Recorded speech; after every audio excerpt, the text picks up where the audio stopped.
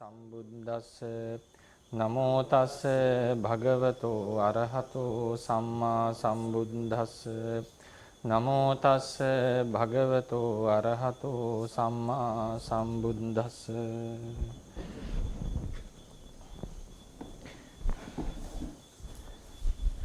ගෞරවනීය ස්වාමීන් වහන්සේලා වරක් ප්‍රමුඛ මහා සංඝරත්නයන් අවසරයි. අද අපි කතා කරන්නේ අලුත් මාතෘකාවක්. මම හිතන අත්පත්‍රිකාවල් ලැබෙන්නට ඇති. ඒ අත්පත්‍රිකාව දින කිහිපයක් අපි ඉදිරියට සාකච්ඡා කරයි. මේක ටිකක් අර අකුරු ලොකුවට ගහන්නට හේතු උනේ මේ සමහර කෙනෙක් දන්නවලා තිබුණා පොඩ්ඩක් කියවන්න අමාරුයි. ඒ නිසා අද පටන් ටිකක් අකුරු ලොකු කරන්නට අපි පොඩ්ඩක් අවධානය දුන්නා. මෙතෙක් වෙලා අපි කතා කරා රූපය කියන පාඩමේ රූපය කියන්නේ මොකද්ද? රූප කලාපය කියන්නේ මොකද්ද? රූප සංතතිය කියන එක ලොකුට කතා කරේ නැහැ. ඊට කලින් අපි කිව්වා රූප ශරීරය කියන එක විශේෂයෙන් කතා කරනවා. රූප ශරීරය කියලා කියන්නේ රූප කලාප සමූහයක එකතුවක්. රූප කලාප සමූහයක එකතුවක් තමයි රූප ශරීරය කියලා කියන්නේ. ඉතින් ඒ රූප ශරීරය ගත්තාම තව එකක් අපිට කියනවා රූප సంతානය කියලා. අපි මේ දෙකම මේ හෑන්ඩ් අවුට් එකේ ලියලා ඇති. රූප ශරීරයක් කියන රූප කලාප සමූහයක එකතුවක්. ඒ රූප කලාප සමූහයක දැන් රූප කලාපයේ අනු රූපවල එකතුවක් නේද? රූප කලාපය කියන්නේ රූපවල එකතුවක්. ඉතින් ඒ රූප කලාප සමූහයක් එකතු වුණාම කියන අපි ශරීරයක් කියලා. ඒ ශරීරයකත් යම් ඒකත්ව ස්වභාව කීපයක් තියෙනවා. సంతානවල නම් විශේෂයෙන්ම ඒකත්ව ස්වභාව තියෙනවා. సంతානයක් ගත්තම තුන් වැදෑරුම් නාම సంతානය, රූප సంతානය, නාම රූප సంతානය කියලා. ඒකෙදි අපි හෑන්ඩ් අවුට් එකේ දීලා ඇති නම්බර 16. මොකද අපි ගිය පාර අවසන් කරේ 15 වෙනි හින්දා මෙතන 16න් පටන් ගන්නෙ. රූප කලාපවල රූපයන්ගේ පැවැත්ම ඉහතින් දක්වන ලදී. එලෙසටම රූප කලාප වලින් පිටතටද රූපයන්ගේ බලපෑම ඇති බව දත යුතුය. ඒ සඳහා සතර මහා ධාතුන් පිළිබඳව හොඳින් තේරුම් ගන්නට ඕනේ. ඉතින් අපි ඉස්සෙල්ලාම ගන්නවා කොහොමද රූප කලාපෙන් පිටතට රූපයන්ගේ බලපෑම තියෙනවා කියන එක ථේරවාද ක්‍රමයෙන් අපි ඒක තේරුම් ගන්න කියලා. සමහරට හිතෙන්න පුළුවන් මේක අලුත් දෙයක්ද රූප කලාපෙන් පිටත රූපයක් තියෙනවා කියන්නේ. ඒතර රූපේ කලාපෙන් පිටතට යනවද කියන ප්‍රශ්නේ ඉන්නට පුළුවන්. නමුත් අපිට පැහැදිලිවම ලැබෙන තොරතුර තමයි රූප කලාපෙන් පිටතට රූපයන්ගේ බලපෑම දක්වපු තැන් කීපයක් තියෙනවා. සතර මහා ධාතු වල ධාතු කීපයක බලපෑම තියෙනවා. ඕජා රූපයේ බලපෑම පැහැදිලිවම දක්වලා තියෙනවා පොත්පත්වල. ජීවිතේන්ද්‍රිය රූපයේ බලපෑම පැහැදිලිවම දක්වලා තියෙනවා. ඒ නිසා ඒ වගේම භාව රූපයේ බලපෑමත් රූප කලාපෙන් පිටතට සිද්ධ වෙලා තියෙනවා. ඒ කියන්නේ භාව රූපේ නැති රූපත් දැන් භාව රූපය කියන්නේ කර්මජ රූපයක් නේ. ඒක මරණයේදී නතර වෙන්නට ඕනේ. නමුත් මල කඳෙත් තියෙනවනේ ස්ත්‍රී පුරුෂ භාවෙනේ. ස්ත්‍රී පුරුෂ ස්වරූපේ. ඒ නිසා භාව රූපේ බලපෑම ඍතුජ රූප වලටත් ලැබිලා තියෙනවා. ඒ නිසා රූප කලාපෙන් පිටතට රූපයන්ගේ බලපෑමක් තියෙනවා කියන එක සාමාන්‍ය කතාවක් තියෙනවා. අපි තේරවාදීන්ගේ. නමුත් ඒක අපි වෙලා තියෙන අපි ඒක ඒ විදිහට කතා කරලා නැහැ. කතා කරන්නේ නැහැ සාමාන්‍ය. නමුත් ප්‍රත්‍ය කතාවේදී ඊට පස්සේ රූප විස්තරයේදී ඒක පැහැදිලිවම අපි කතා කරන දෙයක්. අවසානයේ මේ පාඩම ඉවරනකොට අපි කතා කරනවා රූපයන්ට තියෙන සියලු බලපෑම් ටික එක්තෙන් කරලා. කර්මය කියන එක බලපානවා, යෝනි නියමය කියන එක බලපානවා, සිත කියන එක බලපානවා, 이르දිපාද කියන එක බලපානවා, ඵල සමාපත්තිය බලපානවා. ඔයගේ රූපයට බලපාන විශේෂයෙන් බලපෑම දක්වන ත්‍රිපිටකයේ අටුවාවේ සඳහන් වල දේවල් අපි එක්ස්ප්‍රෙස් කරගන්නවා පස්සේ. දැන් මේ යන්නේ එක එක පෙළෙන් පෙළ ක්‍රමානුකූලව පෙළ ගස්සමු. එතකොට රූප ශරීරයක් කියලා කියන්නේ රූප කලාප එකතුවක්. රූප කලාපයන් රූප එකතුවක් නේ. රූප කලාප කලාපෙන් රූප එකතුවක්. රූප කලාප එකතුවට කියන රූප ශරීරයක් කියලා. දැන් උදාහරණයකට රූප ශරීරයක් ගත්තොත් කෙස් කියන්නේ රූප ශරීරයක්. එක කලාපයක් නෙවෙයි කෙස් කියන්නේ කලාප සමූහයක්. ලොම් කියන්නේ එක ශරීරයක්. රූප ශරීරය. රූප සමූහයක් කිව්වොත් කමන්නේ රූප ශරීරය. මොකද රූප සමූහයකම කලාපයටත් රූප සමූහය කියලා කියවනේ. ඒ නිසා අපි වෙන වචනයක් හදන එක රූප ශරීර කියලා. ඊට පස්සේ ලීය කියන්නේ රූප ශරීරයක්. අපි ගත්තොත් ගහක කොළ පොතු වගේවත් රූප ශරීර. ඊට පස්සේ මේ රූප ශරීර අතර තියෙනවා තවත් විශේෂ දෙයක් රූප సంతාන කියලා. රූප సంతානයක් කියලා කියනකොට ඒකට ශරීරයක් කියලා කියන්න පුළුවන්. නානා රූප ශරීර එකතු වෙලත් ඒකත්වයකින් වැඩ කරනවා. දැන් කෙස් කියන්නේ එක ශරීරයක්, ලොම් කියන්නේ තව ශරීරයක්, නියදත් කියන්නේ ශරීරය. මේ ඔක්කොම එකතු වෙලා මනුස්ස කය කියන එකත් ඒකත්වයකින් වැඩ කරනවා. ඒකට කියනවා රූප సంతානය කියලා. ඒකට ශරීරයේ කොට කමක් නැහැ. මම ශරීරයක් කියලා මෙතන අදහස් කරන්නේ එක වගේම රූප එකතුවකට විශේෂයෙන්. ඒ වගේ ශරීර ගොඩක් එකතු වෙච්ච තැන්වල సంతානක් තියෙනවා. ඒ సంతාන දැන් හැමතැනම අපිට ගන්න බෑ. සාමාන්‍යයෙන් මනුස්ස ශරීරයේ සාක ශරීරවල තමයි මේ సంతාන කියන ඒවා තියෙන්නේ. අපි ඒක කතා කරමු පස්සේ. දවස් දෙක තුනකින් දවසකින් දෙකකින් ඒ సంతානවල ඒකත්වයත් අපි කතා කරනවා. ඊළඟට අපි යනවා කර්මජ රූපාදී සම්බන්ධයෙන් විස්තර කරන්නට. වර්ණ ගන්ධ රස ඕජා ඒවා ටික විස්තර කරගෙන ඊට පස්සේ කර්මජ රූප වලට අපි යනවා. ඉතින් ඒකෙදී මේ රූප ශරීරයේ තේරුම් ගන්නට නම් අපිට හොඳටම ඉස්සෙල්ලම සතර මහා ධාතුත් හොඳට තේරුම් ගන්නට ඕනේ. අපි සතර මහා ධාතු ගැන යම් අවබෝධයක් ලැබුවා රූප කලාපයේ ඇතුලේ ධාතු විස්තර කරනකොට. රූප කලාපයේ ඇතුලේ ධාතු විස්තර කරනකොට. ඊළඟට දැන් අපි රූප ශරීරයේ ඇතුලේ ධාතු විස්තර කරනකොට සතර මහා ධාතු වල තව පොඩ්ඩක් එක්ස්ටෙන්ඩේෂන් එකක්. ඒ කියන්නේ තව දිගුවක් ලෙස අපි කතා කරනවා. බලන්න මේ කොලේ ඇති හැමතැනම සතර මහා ධාතු විස්තර කරනකොට රූප කලාපයේ ඇතුළත සහ රූප කලාපයෙන් පිටතට කියලා ඒ විස්තරය අරගෙන තියෙනවා. මේකේ සමහර දේවල් අපි හිතලා අදහස් කරපු දේවල් තියෙනවා. ඒවා ලියලා තියෙනවා. මේක ලේඛකයාගේ අදහසක් පමණයි. මොකද ඒකට අපිට එකපාර ස්ථාවර තොරතුරු හොයන්න බැරි නම් නේද? ඒක අපි වගකීමක් තමයි අපේ අදහසක් ලෙස ප්‍රකාශ කරන්නේ. ඉතින් සමහර තොරතුරු අපිට පැහැදිලිවම තොරතුරු අනුසාරයෙන් ගන්නට පුළුවන්. අපේ තේරවාදී සම්ප්‍රදාය තුළින්ම ගන්නට පුළුවන්. රූප ශරීරවල ඒකත්වයක් ඇත. රූප කලාපයේ ඒකත්වයක් ඇත. රූප ශරීරවල ඒකත්වයක් ඇත. රූප ශරීරයක් කියන තැන තියෙන්නේ කලාප ගොඩක්නේ. දැන් උදාහරණයකට අපි ගත්තොත් රූප ශරීරයක් කියලා කිව්වම දැන් රූප කලාපයක්. දැන් මේකේ අපි ඉස්සලම් බෙදීම ගමු. රූප කලාප රූප ශරීර දැන් එනවා. ශරීරය anu කලාප එකතුවක්. රූප එකතුවක් රූපේ කලාපේ. රූප කලාප එකතුව ශරීරය. තවත් මේකේ අපිට ඕන නම් ගන්නට පුළුවන් එකක් තමයි රූප సంతානය කියන එක. රූප సంతානය. ඇයි ඒකට එහෙම වෙනම సంతානයක් කියලා කියන්නේ? මම ඒකට තොරතුරු කියන්නම් මේ පාඩමට ආම. හරිනේ. රූප సంతානය කියන එක තේරවාදයේ විස්තර කරනවා. අනු ටීකාවෙම විවරණයක් තියෙනවා. මොකද්ද సంతානයක් කියන්නේ කියලා. సంతාන වර්ග තුනක් තියෙනවා. අපි ඒකේ දාට කතා කරමු. ඉතින් රූප එකතුවක් රූප කලාපය, රූප කලාප එකතුවක් රූප ශරීරයක්. රූප ශරීර වලින් සමහර රූප ශරීර එකතු වෙලා సంతානයක් හැදෙනවා. ඉතින් මේ ශරීර සහ సంతාන අතර භේදය ලොකුවටම හිතන්න යන්න එපා. ඉතින් సంతානෙට ශරීරය කියන්න පුළුවන්. ශරීරයට సంతානය කියන්න පුළුවන්. ඒක ගැන ඉතර ලොකු ඩිස්ටින්ක්ෂන් එකක් තියාගන්න. මොකද මනුස්ස ශරීරය වෙනම හඳුන්වන්නට තමයි මට මේක ගේන්නට අවශ්‍ය. මොකද ඒකෙන් ලොකු කතාවක් අපිට කියා ගන්නට පුළුවන්. ලොකු ධර්ම පරිවිඩයක් අපිට දී ගන්නට ඕනේ තේරවාදයට අනුකූලව. මොකද ඒ විපස්සනාවට ඉතා වැදගත්. විපස්සනා වඩන ක්‍රම තියෙනවා. සමහර අය විපස්සනා ඉතා ගැඹුරින් වඩනවා. ඔය සාරිපුත්‍ර ස්වාමීන් වහන්සේ කළා වගේ. සමහර අය ටිකක් උඩ මට්ටමේ විපස්සනා කරගෙන යනවා. සමහර අය ඉතාම සරල විපස්සනාවක් කියලා එකක් තියෙනවා. ඒ නිසා මේ පුද්ගලයන්ට ගැළපෙන විපස්සනාව එනකොට අපි ලොකු ඔඩියන්ස් එකකට නම් කතා කරන්නේ. අපිට තියෙනවා ටිකක් ලොකු පරාසයක ඉඳලා කතා කිරීමේ යුතුයකමක්. මොකද හේතුව නානා අයට එකෙන් නානා උපකාර තියෙන්නට පුළුවන්. සමහර අයට සමහර කරුණු විතරක් වැදගත් නොවෙන්නට පුළුවන්. හැබැයි මූලිකම කරුණු ටිකක් තියෙනවා විපස්සනාවට අවශ්‍ය වෙන.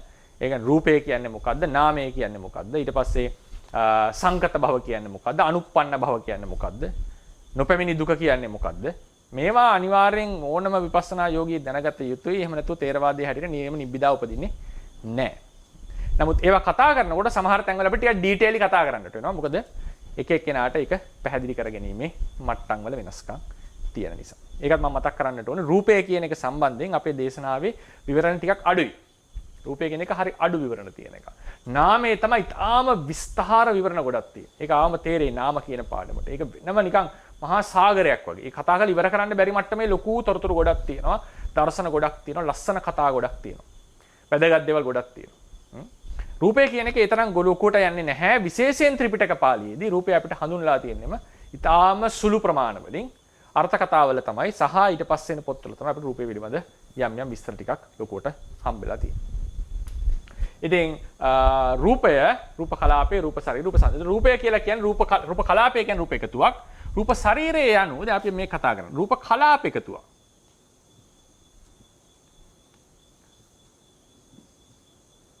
රූප කලාප එකතුවකට තමයි රූප ශරීරයක් කියලා කියන්නේ. රූප කලාප එකතුවකට රූප ශරීරයක්.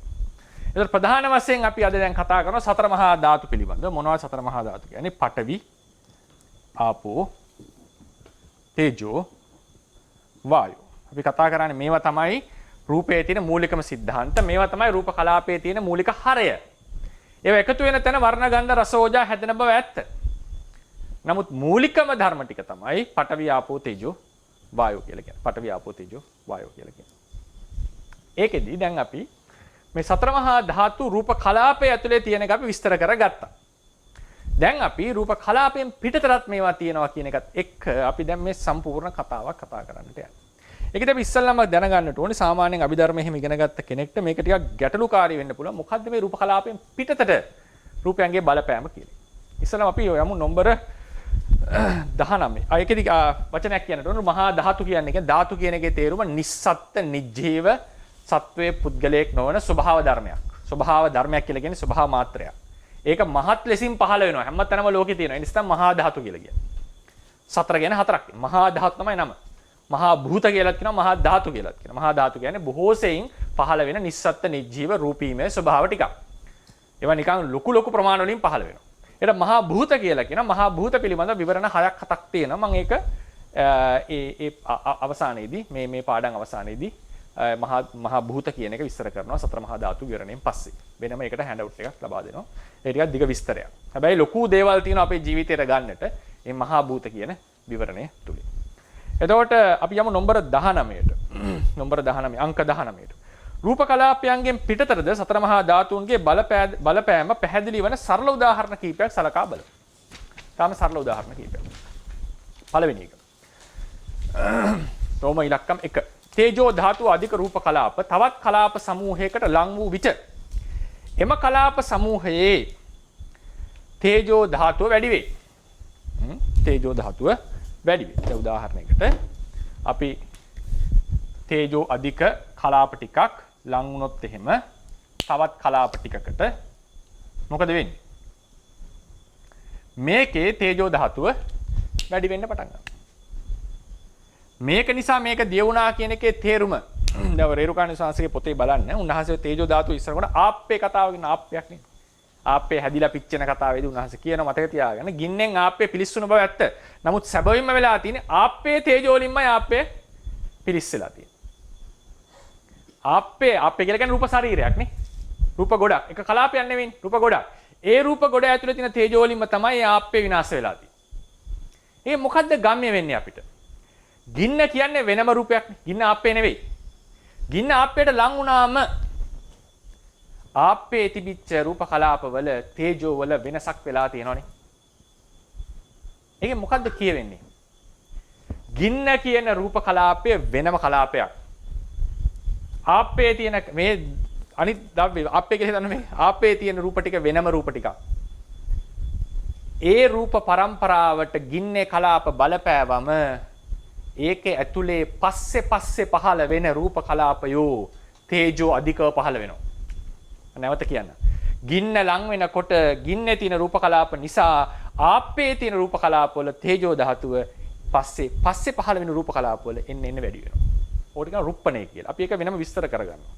දැනට තේරුම් ගන්න ඒ තේජෝ ආප්පේ තියෙන තේජෝ වැඩි වුණා කියලා හිතුවත් කමක් නැහැ. හැබැයි වෙන්නේ ඇත්තටම ඒ ආප්පේ රූප හට ගන්නවා බිඳෙනවා ගින්න ලං වුණාම පස්සේ හට ගන්න තේජෝ රූප කලාපවල තේජෝ වැඩි වෙලා. මේකෙන් මොකද්ද ගම්ම්‍ය උනේ? මේ රූප කලාපයේ තේජෝ මේ කලාපයෙන් පිටතට බලපෑවා කියන එක නේද?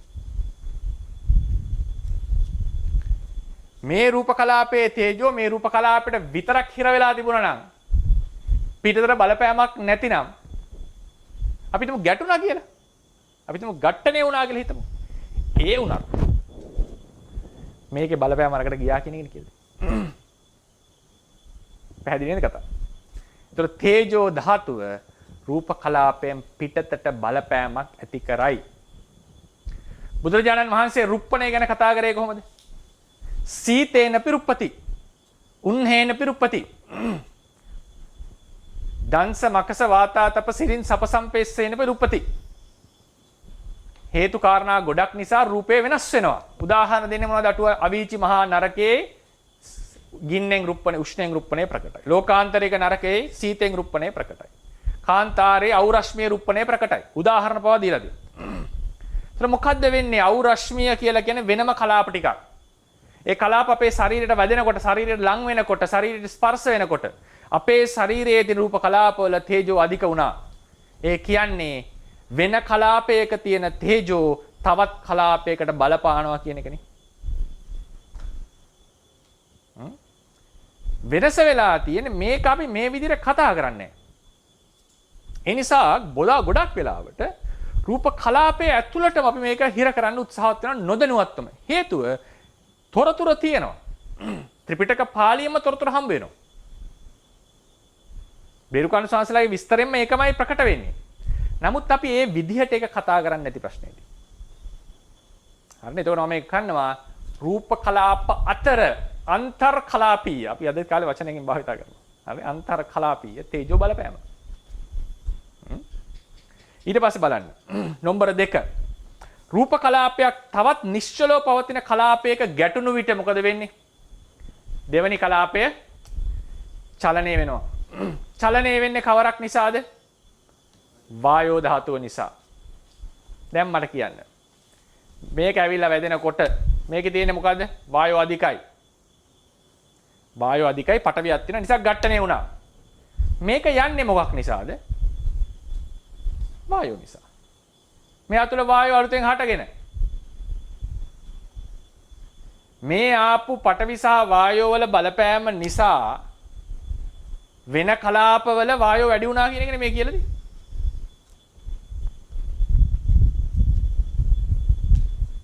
මේ වේගය නිසා මේකේ තිබ්බ වායෝ වල වායෝ නිසා ගමන් කරේ. ඒ වායෝ පටවි ආදී බලපෑම නිසා අනිත් එකේ වායෝ වැඩි වෙලානේ. ඒ නිසා මේක ගමන් කරේ. වායෝ කියන එකත් අන්තර් කලාපීය බලපෑමක් සිදු කරනවා. ආපෝ කියන ආබන්ධන ගතිය. දැන් බලන්න රූප ශරීරයක්. මේ පෑන කියලා හිතන්නකො. පෑන් දෙක. මේ පෑන් දෙක මට වෙන් කරන්න පුළුවන්. කිසි ප්‍රශ්නයක් නැහැ. මේ පෑන මේ දෙකට කඩලා වෙන් කරන්න ලේසිද? බෑ. අමාරුයි. මොකද්ද? ආබන්ධනයක් තියෙනවා. අල්ල ගැනීමක් තියෙනවා. අපි රූප කලාපය වෙන වෙනම හිතුවොත් ඇයි අපිට මේ රූප කලාපයයි මේකයි දැන් මෙතන තියෙන රූප කලාප දෙක දැන් මේක එක ද්‍රව්‍යයක් මේක තව ද්‍රව්‍යයක්. මේ කලාප දෙක අපිට වෙන් කරන්න අච්චර අපහසු නෑ. මේක එකට තිබුණාට මේක අපිට වෙන් කරන්න පුළුවන්. හැබැයි ඒ ශරීරයේ ඇතුලේ තියෙන රූප කලාප දෙකක් වෙන් කරනවා කියන එක ලේසි නෑ. මොකද්ද මේ ධාතුව? මොකද්ද බලපෑම? ආපෝ වල බලපෑම. ආපෝ වල බලපෑම. වතුරක් කාම කොළ දෙකක් ඇලෙන්නේ ඇයි? ආපෝ වල බලපෑම නිසා. ඒ වගේ එක ළඟ තියෙන රූප කලාප දෙකක් යම් ශරීරයක බාහිර ශරීර දෙක ගණන් අපිට වෙන් කරන්න පුළුවන් පහසුයි. එකම ශරීරයේ එක ළඟ තියෙන රූප කලාප දෙකක් අපිට වෙන් කරන්න බැරි යම් ආකර්ෂණීය බලයක් ආබන්ධනයක්. මොකක්ද ආබන්ධනයට අපි කියව වචනේ? ආපෝ. ආපෝ වල බලපෑම. සතර මහා ධාතුවෙන් අපිට විස්තර කරන්න වෙනවා නම් ථේරවාදයේ හැටියට මම කියනවා. විද්‍යාත්මකව මේකට নানা විස්තර තියෙයි. ආකර්ෂණය, ආරෝපණය තියෙයි নানা විස්තර. ඒක නේ අපට අදාළ වෙන්නේ. ථේරවාදයේ හැටියට කියන්න වෙන්නේ ආපෝ වල බලපෑම. දැන් මේ ටික තමයි අපි දොර ලෙස ගන්නේ පැහැදිලි කරගන්නට ඕන ඉස්සල්ලාම. රූප කලාපයේ බලපෑම, රූපයේ බලපෑම කලාපයෙන් පිටතට ඇත.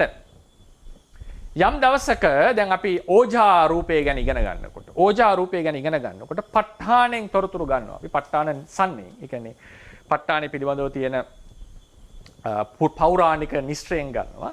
උත්තරේ කියන්නේ සාමාන්‍යයෙන් එක කලාප සත්ත්ව ශරීරයක ඇති එක රූප කලාපයක ඕජාව ශරීරයේ සකල රූප කලාප වලට බලපෑමක් ඇති කරනවා. එක රූප කලාපයක ඕජාව කියනවනේ සකල ශරීරයේ සියලු රූප වලට ඕජාවට සියලු රූප වලට බලපෑම ඇති කරනවා. ඒ කලාපයේ අනිත් රූප වලටත් අවශේෂ කලාප වල සියලු රූප වලට. මොකද්ද මේ කියන්නේ? ඕජා බලපානවා රූප කලාපයෙන් පිටතට. භාව රූපේ මම ඒවා ගත්තේ නැහැ උදාහරණ වලට. භාව රූපය හටගන්නේ කර්මජ රූපවල විතරයි. හැබැයි මේ භාව රූපේ බලපෑම ඍතුජ රූප වලට ලැබිලා නැද්ද? ඒ නිසා නේද ඍතුජ රූපත් ස්ත්‍රී පුරුෂ ලෙස හැදෙන්නේ. හොඳම උදාහරණය මලකඳ. මිය ගිය කෙනා ගෑණීද පිරිමින්ද කියලා හොයන්න බැරි වෙන්නේ නැහැ. ඒක තියෙනවා ඒ බව. ඒ බව ඇවිල්ලා තියෙන්නේ භාව රූපේ බලපෑම නිසා. භාව රූපේ බලපෑමට යටත් වෙච්ච ඍතුජ රූපය හැදෙන්නේ ස්ත්‍රී ආකාරයෙන් හෝ පුරුෂ ආකාරයෙන්. භාව රූපය බලපානවා රූප කලාපෙ පිටතට. ජීවිත ඉන්ද්‍රිය ආයුස්මාච විඥානං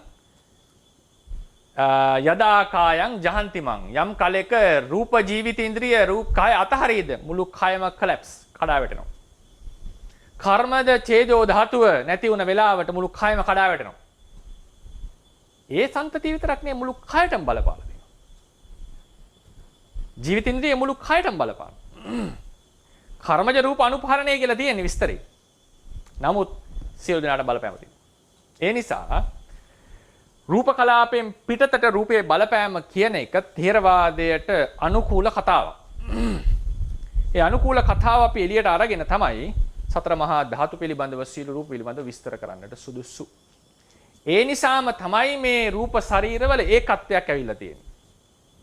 රූප ශරීරවල යම් ඒකත්වයක් එන්නට එක හේතුවක් ඒක. ඒ අන්තර් කලාපීය සම්බන්ධයක් තියෙනකොට රූප කලාපයේ රූපයෝ එකිනෙකට සම්බන්ධ නිසා බලපාන නිසා එකක් ලෙස කටයුතු කරනවා. ඒකත්වය මෙතන නැහැ. ඒ සම්පූර්ණ ඒකත්වය. නමුත් වෙන විදිහේ ඒකත්වයක් මෙතන තියෙනවා. ප්‍රධානම ඒකත්වයේ රූප ශරීරවල තියෙන්නේ මේ රූප ටික වෙන් කරන්නට බෑ එකිනෙකට බැඳිලා තියෙන්නේ. වෙන රූපයකට නැති ගතියක් මේ පෑනේ තියෙනවා. මේ පෑනට එක්ක සම්බන්ධ නැති. මේ ඇඟිල්ලට එක්ක සම්බන්ධ නැති. ඒක ඒකත්වයක් තියෙනවා. ඒ නිසා තමයි ළඟ තිබ්බ පෑන් දෙක වෙන් කරන්න පුළුවන්. හැබැයි එක පෑන කඩන්නට අමාරුයි. වෙන වෙනම කලාපයට වෙනම අනන්‍යතාවයක් දීලා අනිත් කලාපයක කිසිදු සම්බන්ධයක් නැහැ කියලා හිතුවොත් මේක වෙන් කරන්නාseම මේකත් වෙන් කරන්න පුළුවන් වෙන්නට ඕනේ. ප්‍රායෝගිකව ඒක කරන්නට බෑ. ගින්න ලං වෙනකොට ආප්පේ රස්නේ වැඩි වෙන්නේ අන්තර් කලාපීය බලපෑම නිසා. ඒ නිසා අපි ඉස්සලම ඒ බව හිතට ගන්නට ඕනේ. ඒක තුල අපි කලාපයන් රූප ශරීරයන් විස්තර කරගෙන යන විශේෂයෙන් සතර මහා ධාතු. මම මුලින් පටන් ගන්නේ ආපෝ ධාතුයි. ආපෝ ධාතුව යනු ආබන්ධන ගතියයි. ඇලීමක් ලෙසද බැඳීමක් ලෙසද හඳුන්වා ඇත. අලවනවා අනිත් ධර්මියෝ. බඳනවනවා එක තැනක රඳවනවා. අල්ලගෙන සිටිනවා. ආකර්ෂණයක් මේ ආදී නම් වලින් මේක හඳුන්වන්නට පුළුවන්. රූප කලාපයේ තුල ආපෝ අපි කතා කරලා ඉවරයි දැනටම. රූප කලාපයේ තුල ඉතිරි ධාතු තුන විශේෂයෙන්ම යම් අවකාශයකට කැටි කරේ විසිරෙන්න දෙන්නේ නැතුව තියාගත්තේ කවුද? ආපෝ නිසා. වායුවට ප්‍රතිවිරුද්ධ බලය තමයි ආපෝ. අතුරට අද ගන්න බලය තමයි ආපෝ. ඒ වගේම දැන් අපි මෙතෙක් කතා කරපු ඝන ශරීරයක තියෙන රූප කලාපය එකිනෙකට වෙන් කරන්නට බැරි වෙන්නේත් මේ තියෙන ආබන්ධන ගතිය නිසා. ඒකත් එක්තරා ආපෝ එකක්. ඒක අන්තර් කලාපීය ආපෝ. කොහොමද විපස්සනාවට වැදගත් වෙන්නේ අපිට? විපස්සනාවට වැදගත් වෙන්නේ. මම කෙටි උදාහරණයක් කියන්නම්. රේරුකාණේ චන්දවිමල ස්වාමීන් වහන්සේ සතිපට්ඨාන භාවනා ක්‍රමය කියලා පොතක් ලියවනේ. ඒකේ බලන්න උදේ බඩේ පිම්බීම හැකිලෙන බලනකොට ප්‍රඥප්තිය සමතික්‍රමණය කරලා පරමාර්ථයට හිත එනකොට ඇති වෙන සිතිවිලි ගැන උන්වහන්සේ කියනවා. බඩේ වෙනුවට බඩේ තද ගතිය දැනෙන්න පටන් ගන්නවා. තද ගතිය දැනෙන්න පටන් ගන්නවා. පුම්බවන ගතිය වායෝ දැනෙන්න පටන් ගන්නවා. උෂ්ණය දැනෙන්නට පටන් ගන්නවා. ඒක යෝගියාට දැනෙන දේවල් මේ ප්‍රායෝගිකව දැනෙන දේවල්. ඒක පඤ්ඤාති සමතික්‍රමණය කරනවා. එදාට බඩගින සංඥාව නැති වෙනවා. එක වෙලාවක උන්වහන්සේ කියනවා පවතින රූපයෝ මේ බඩේ තියෙන බඩ පිම්බිලා ගිහිල්ලා එක වෙලාවක පුපුරන්නේ නැහැ නේ මේක. ඇදිලා ගිහිල්ලා ආයෙ එනවා ඇතුළට. ඉලාස්ටික් එක වගේ. කොච්චර පිම්බුවත් ඒක සීමාවක් තියෙනවනේ. මේ මෙලෙසට ඒ කියන්නේ මේ වගේ මේ රූප කලාපය විසිරේ යන්නේ නැත්තේ. රූපය විසිරෙන්නේ නැත්තේ මේ ආබන්ධන ගතිය නිසා කියලා තේරෙනවා. මොකද්ද මේ කියන්නේ? මොන ආපෝ කියලාද හිතන්නේ? රූප කලාපේ ආපෝද? රූප කලාපේ ආපෝ කිව්වොත් එහෙම මේක ඒකත්වයක් මෙතන දෙන්නේ. මේක කඩනවා බිඳෙනවා කියලා අදහසක් නැහැ. මොකද ඒක එහෙම ප්‍රායෝගික නැහැ ඒ කතාව. ඒ සතර මහා ධාතු එක තැනකට කැටි වෙලා තියෙන්නේ. ඒක තමයි රූප කලාපේ ආපෝ වල කෘත්‍යය. අන්තර් කලාපී ආපෝ තමයි මේ බඩේ තියෙන සියලු රූප කලාප ටික තමයි මේ බඩ යම් ප්‍රමාණයකට යන්න එක නවත්තලා ඇදලා ගන්න. ඕනෝන් අතර පවතින ආකර්ෂණ බලයක් මේක. මේකට කියන්නේ ආපෝ. එතකොට අපිට දැනෙනවා නම් මේ ශරීරය විසිරෙන්නේ නැතුව පවතිනවා, දූවිලි වෙන්නේ නැතුව පවතිනවා. දූවිලි වගේ විසිරෙන්නේ නැත්තේ ඇයි? මේ ශරීරය ආපෝ නිසා. ඒක හිතන්න දූවිලි ගොඩකයි අපේ ශරීරයේ වෙනස මොකක්ද? දූවිලි ගොඩ එකිනෙකට ආකර්ෂණය වෙලා නැහෙනි. හුලඟක් ආපු ගමන් විසිරෙනවා. අපේ ශරීරෙ විසිරෙනවා. කුඩු කුඩු වෙලා වැටෙනවාද එකපාර? ෆෑන් එකක් ඉස්සරහට ගියාම කෑලි ගැලවෙනවද? වෙන්නේ නැහැ. හේතුව මොකද? ප්‍රායෝගිකව රූප කලාපයකිනකට සම්බන්ධයි. මේ තමයි අන්තර් කලාපීය ආපෝ කියලා කියන්නේ. මම මේක නම් කරනවා අන්තර් කලාපීය ආපෝ. ඒ වුණාට මතක තියාගන්න විපස්සනා වඩනකොට මේ අන්තර් කලාපීය ඇතුලේ ආපෝද මොකක්වත් අදාළ නැහැ. ආබන්ධන ගතියක් ඔබට දැනේ නම් ආබන්ධන ගතිය ඔබට තේරුම් ගත හැකි නම් ඔබ ආපෝ තේරුම් ගත්තා වේ. මේ ආපෝ සත්වයක් නෙවෙයි පුද්ගලයෙක් නෙවෙයි කෙනෙක් අල්ලන් ඉන්නවා නෙවෙයි මේ රූප කලාප ටික ඒකත්වයෙන් තියෙන්නේ ශරීරයක් ලෙස තියෙන්නේ సంతානයක් ලෙස තියෙන්නේ මේ ආපෝ වල බලපෑම නිසා. මේ තේරුම් ගැනීම සඳහා තීක්ෂණව ප්‍රශ්න කරනකොට තේරුම් ගන්නට තීක්ෂණ බුද්ධියට තේරෙන්නට තමයි මේ කඩලා කතා කරන්නේ. පුරාණ තෙරවරු මේ කඩලා කතා කරේ නැහැ. ඒක කියන්නේ උන්වහන්සේලා දැනන් හිටියේ නැහැ නේ. උන්වහන්සේලා දන්නවා මේක. ඒක උන්වහන්සේලාගේ ප්‍රකාශන වලින් පැහැදිලි. නේ අන්තර් කලාපීය තේජෝ බලපෑම නැත්තම් රුප්පණේ විස්තර කරන්න බැහැනේ ඉතින් ඕනම කෙනෙක්. ඒක තේරෙනවා. නමුත් අපි මේ විදිහට කතා කරපු නැතකොට සමහර වෙලාවලට අපිට මේ අදහස එතරම් ගම්මන වෙන්නට පුළුවන්. සමහරවිට බොහෝ අයට මේක තේරිලා තියෙනවා ඉන්න පුළුවන්. නමුත් අර ඒක බෙදලා පෙන්නන්න තමයි මට අවශ්‍යතාවය තියෙන්නේ. ඊළඟට තවද මෙසේ ඇති රූප කලාප නිසා දැන් ඔන්න මෙතන මම පොඩි අදහසක් කියනවා මේක පෞද්ගලික අදහසක්. ඒක මම කියන්නට ඕන. ඒක ඕන තරම් චැලෙන්ජ් වෙන්නත් පුළුවන්. ඕන එකක් චැලෙන්ජ් කරන්න පුළුවන්. මොකද ඒක තමයි තේරවාදයේ හැටි. තේරවාදයේ හැටි ඕන තරම් අපි චැලෙන්ජ් කරනවා. චැලෙන්ජ් කරනවා කියලා කියන්නේ ඒක විමසුමට ලක් කරනවා. විමර්ශනයට ලක් කරනවා. ඒක අසද්ධාාවක් නෙවෙයි. විමර්ශාවට ලක් කිරීම.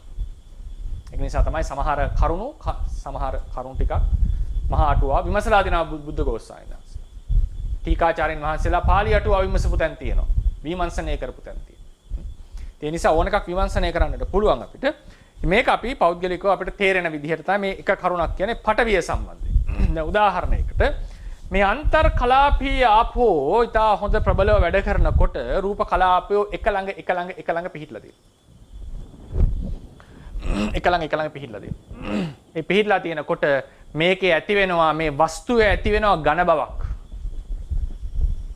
මේ වස්තුවේ ඇති වෙනවා ඝන බවක්. ඒ ඝන බවට මම පෞද්ගලිකව මේක මට පොත්පත් වලින් රෙෆර් කරන්න ගන්නවා. පෞද්ගලිකව කියන්නේ ඒකට තොරතුරු අරගෙන කතා කරන්නේ. දැන් අපි සාමාන්‍යයෙන් කියන දෙයක් තමයි ඝන ද්‍රව්‍ය දෙකක් එකිනෙක තිහිටනකොට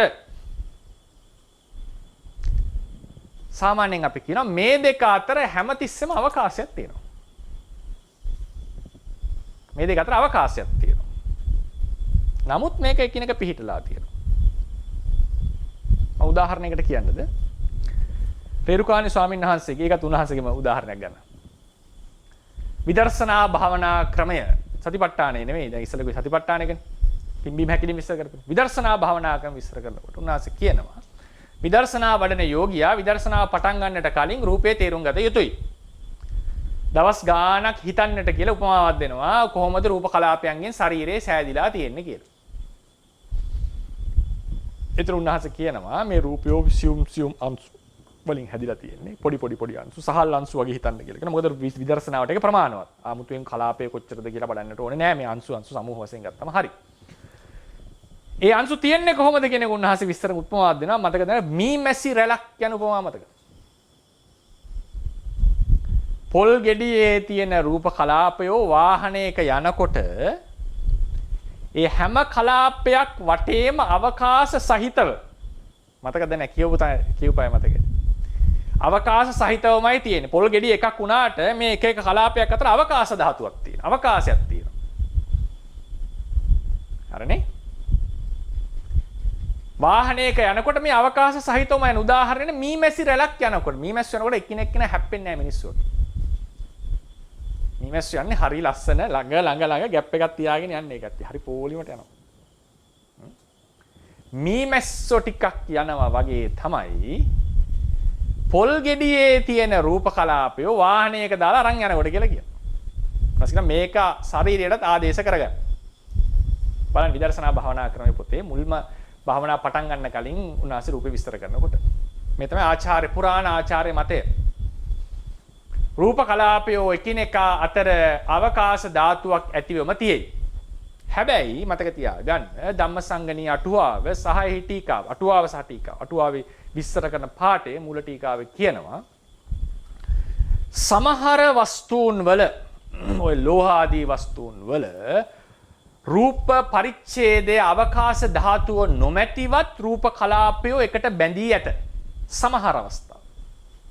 එවන් වූ අවස්ථාවල පරිච්ඡේදයේ යනු රූපයේ Tamanට අයිති ඉම. මේ විශේෂ අවස්ථා ටික. ඒතර පරිච්ඡේද රූපය කියන එක ක්‍රම දෙකකට කතා කරනවා. මම මේක පරිච්ඡේද රූපය කතා කරනකොට විස්තර කරලා දෙන්නම් රෙෆරන්ස් එක මොකක්ද කොහොමද මේක තියෙන්නේ කියලා. සාමාන්‍යයෙන් පරිච්ඡේද රූපය කියන්නේ රූප කලාප දෙකක අතර තියෙන හිස් අවකාශය. එකිනෙකට ගැටිලා රූප කලාප තිබුණොත් විශේෂ රූපක ටිකක් ගැන කියනවා. මේ වගේ දැඩි ඝන නිකන් හැම ඝන එකක්ම නෙවෙයි. දැඩි ඝන රූපවල රූප කලාපයේ අවකාශ රහිතව නිකන් අර ගුලියක් වගේ දෙන්නට පුළුවන්. ඒ වගේ අවස්ථාවලදී රූප කලාපයේ ඉම තමයි පරිච්ඡේදය. අවකාශයක් නැත. හැබැයි එයාට Tamanටම ආවේනික ඉමක් තියෙනවා. ඒක කලාපයක් තව කලාපයකින් වෙනස් කියන එක පිළිගන්න. දැන් මම එනවා සාමාන්‍යයෙන් ඝනේ විස්තර කරන ක්‍රමයේදී රූප කලාප එකිනෙකට පරතරයක් ඇතිව තමයි තියෙන්නේ. පරතරයක් ඇතිව තියෙනවා.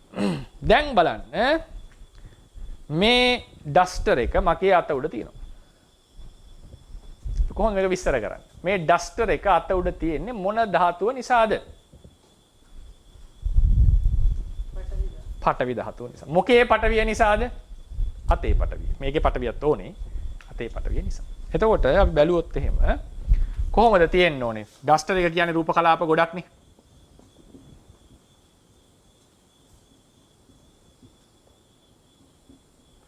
අත කියන්නේ රූප කලාප ගොඩක්.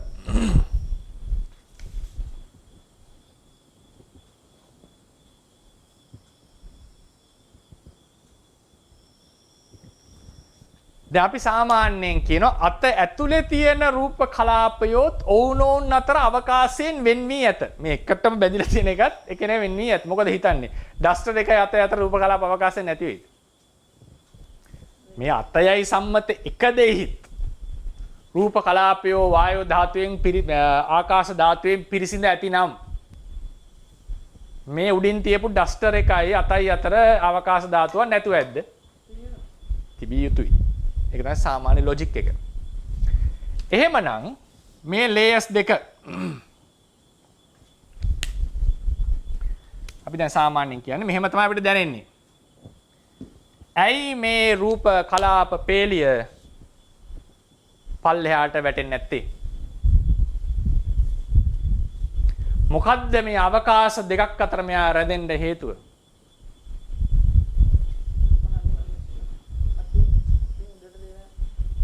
විද්‍යාත්මකව ගත්තොත් හරි විද්‍යාත්මකව කියයි මෙතනින් පුෂ් එක දෙනවා. හරි විද්‍යාවට આવොත් මම විද්‍යාවට එන්නේ නැහැ. විද්‍යාවට આવත් හරි විද්‍යාවට આવොත් මම මේක වෙනම පාඩමක්. මට ඉස්සර ගමලා විද්‍යාවෙන් එක. හරි උදාහරණයක් හරි ආවොත් එහෙම මේ පැත්තෙන් විකර්ෂණය ඔක කතා කරන්න පුළුවන්. මම දැන් තේරවාදයට විතරයි සීමා වෙන්නේ. මොකද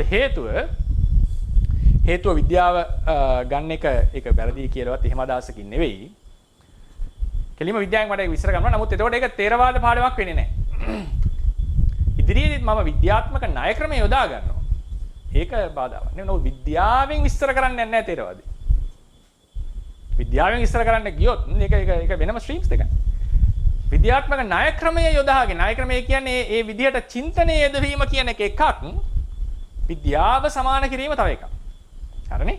ඒ නිසා මම ඒක ප්‍රතික්ෂේප කරන්නේ නැහැ. ඒක මොකක්වත් ඒකට දෝෂාරෝපණය නෙවෙයි.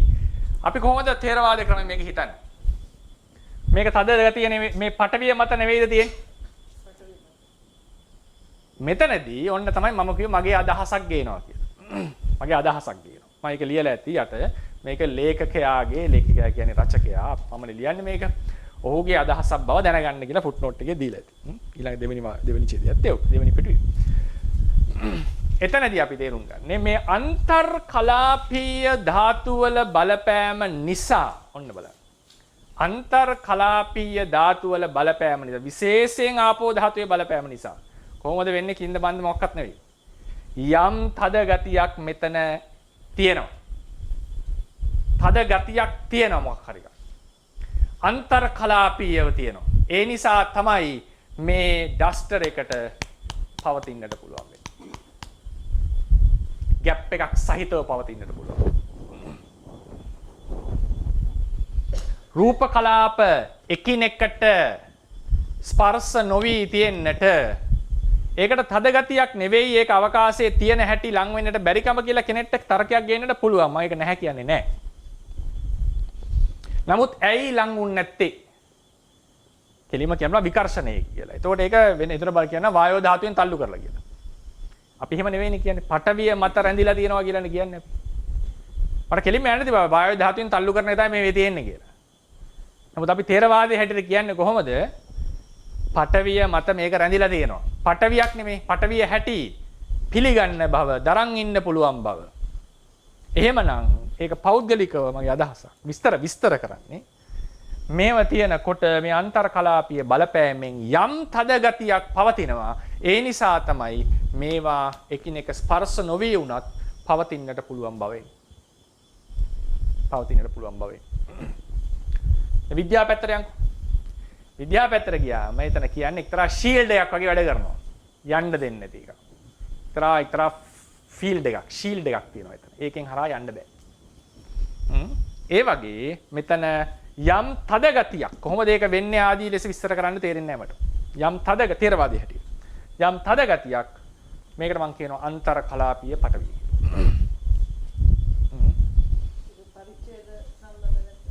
ඒ කියන්නේ පරිච්ඡේද දෙකක් සහිතව තමයි මේක තියෙන්නේ. පරිච්ඡේද දෙකක් සහිතව මේක තියෙන්නේ. හැබැයි අපි ධර්මයේ කියන්නේ මේ පටවිය නිසා මේක දරන් ඉන්නවා කියලා. දැන් ඔය ධර්ම පාඩේ මට කඩන්න බෑනේ. මට ඒක ඇතුලේ ඉන්න වෙනවා තේරවාදී මිශ්‍ර කරනවා නම්. පටවිය නිසා තව පටවියක් දරන් ඉන්නේ. මේක ඕන කෙනෙක්ට තේරෙනවා එහෙම කිව්වම. වායෝ නිසා දරන් ඉන්නේ කියන්නේ නෑ අතක් උඩ තව එකක් තිබුණොත්. හරිනේ? වායෝ නිසා දරන් ඉන්නේ හුලම් පුරෝපයක මොකක් හරි දියන් හිටියොත් ඔන්න ඔහම කියයි. සාමාන්‍ය. මේ වගේ තැනක අපි කියන්නේ පටවිය නිසා දරන් ඉන්නවා කියලා. හරිනේ? එතකොට හැබැයි තාම අපිට පැහැදිලි අන්තර් ආකාශ ධාතුවක් සහිතවයි මේ දැරීම වෙලා තියෙන්නේ. එතකොට ආකාශ ධාතුවක් නැද්ද කියලා අහන්න පුළුවන් කෙනෙක්. මට කියන්න වෙන්නේ ඒක දැනෙන්නේ අන්තර් කලාපීයව ලම් පටවියක් බලපානවා. ඒ පටවිය මොකද්ද ඒ රූප කලාපය ඇතුලේ පටවිය මේ පටවිය කියලා වෙනසක් නැහැ. ඒ සියල්ලම පටවිය ලෙස තමයි අපි තේරවාදී සලකන්නේ. තේරවාදී සලකන්නේ. ඒකට අපි උදාහරණ ටිකුත් පස්සේ පටවිය විස්තර කරනකොට එනවා. මම මේ අන්තර් කලාපීය ආපෝ වල තාම ඉන්නේ. ඊට පස්සේ එකක් තමයි මේ අන්තර් කලාපීය ආපෝ නිසා ඇති වෙන තව සිද්ධියක් තමයි අන්තර් කලාපීය ආපෝ ඉතා දැඩිව තිබුණොත් මේවා ළඟට පිහිටලා හොඳ ඝනව මේක පිහිටනවා. මේ තමයි ඝන ස්වභාවය. හොඳට ඝන බවක් දැනෙනවා අපිට. ඝන ද්‍රව්‍යයක් ලෙස හැඟෙනවා. නමුත් ඒ අන්තර් කලාපීය ආපෝ ලිහිල් වෙන්නට මේක ද්‍රවශීලී භාවයකට එනවා. ද්‍රවයක් බවට පත් වෙනවා. ද්‍රවයක් බවට පත් වෙනවා. ඒ කියන්නේ මේ තියෙන ශරීරය රත් වෙනකොට මොකද වෙන්නේ? මේකේ රූප කලාප මේ සමූහය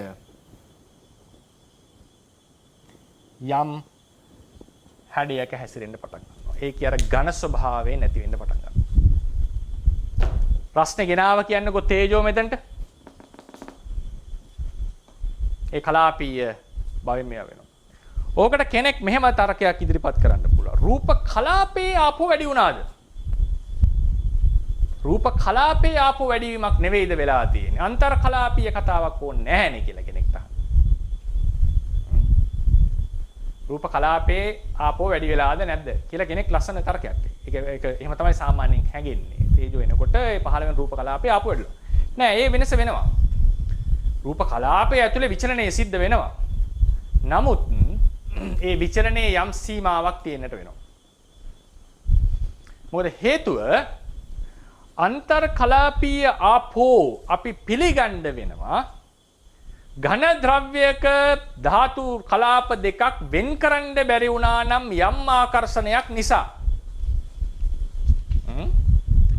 ඝන ද්‍රව්‍යයක කලාප දෙකක් වෙන් කරන්න බැරි වුණා නම් යම් ආකර්ෂණයක් නිසා ඒක ආපෝ නම් වෙන එකක් වෙන්න බෑනේ. ඒක ආපෝ නම් හරිනේ. මේ ආපෝ භාවයේ ලිහිල් වීම තමයි ඝන ද්‍රව්‍ය ඝනයේ ද්‍රව වෙනවා කියන්නේ.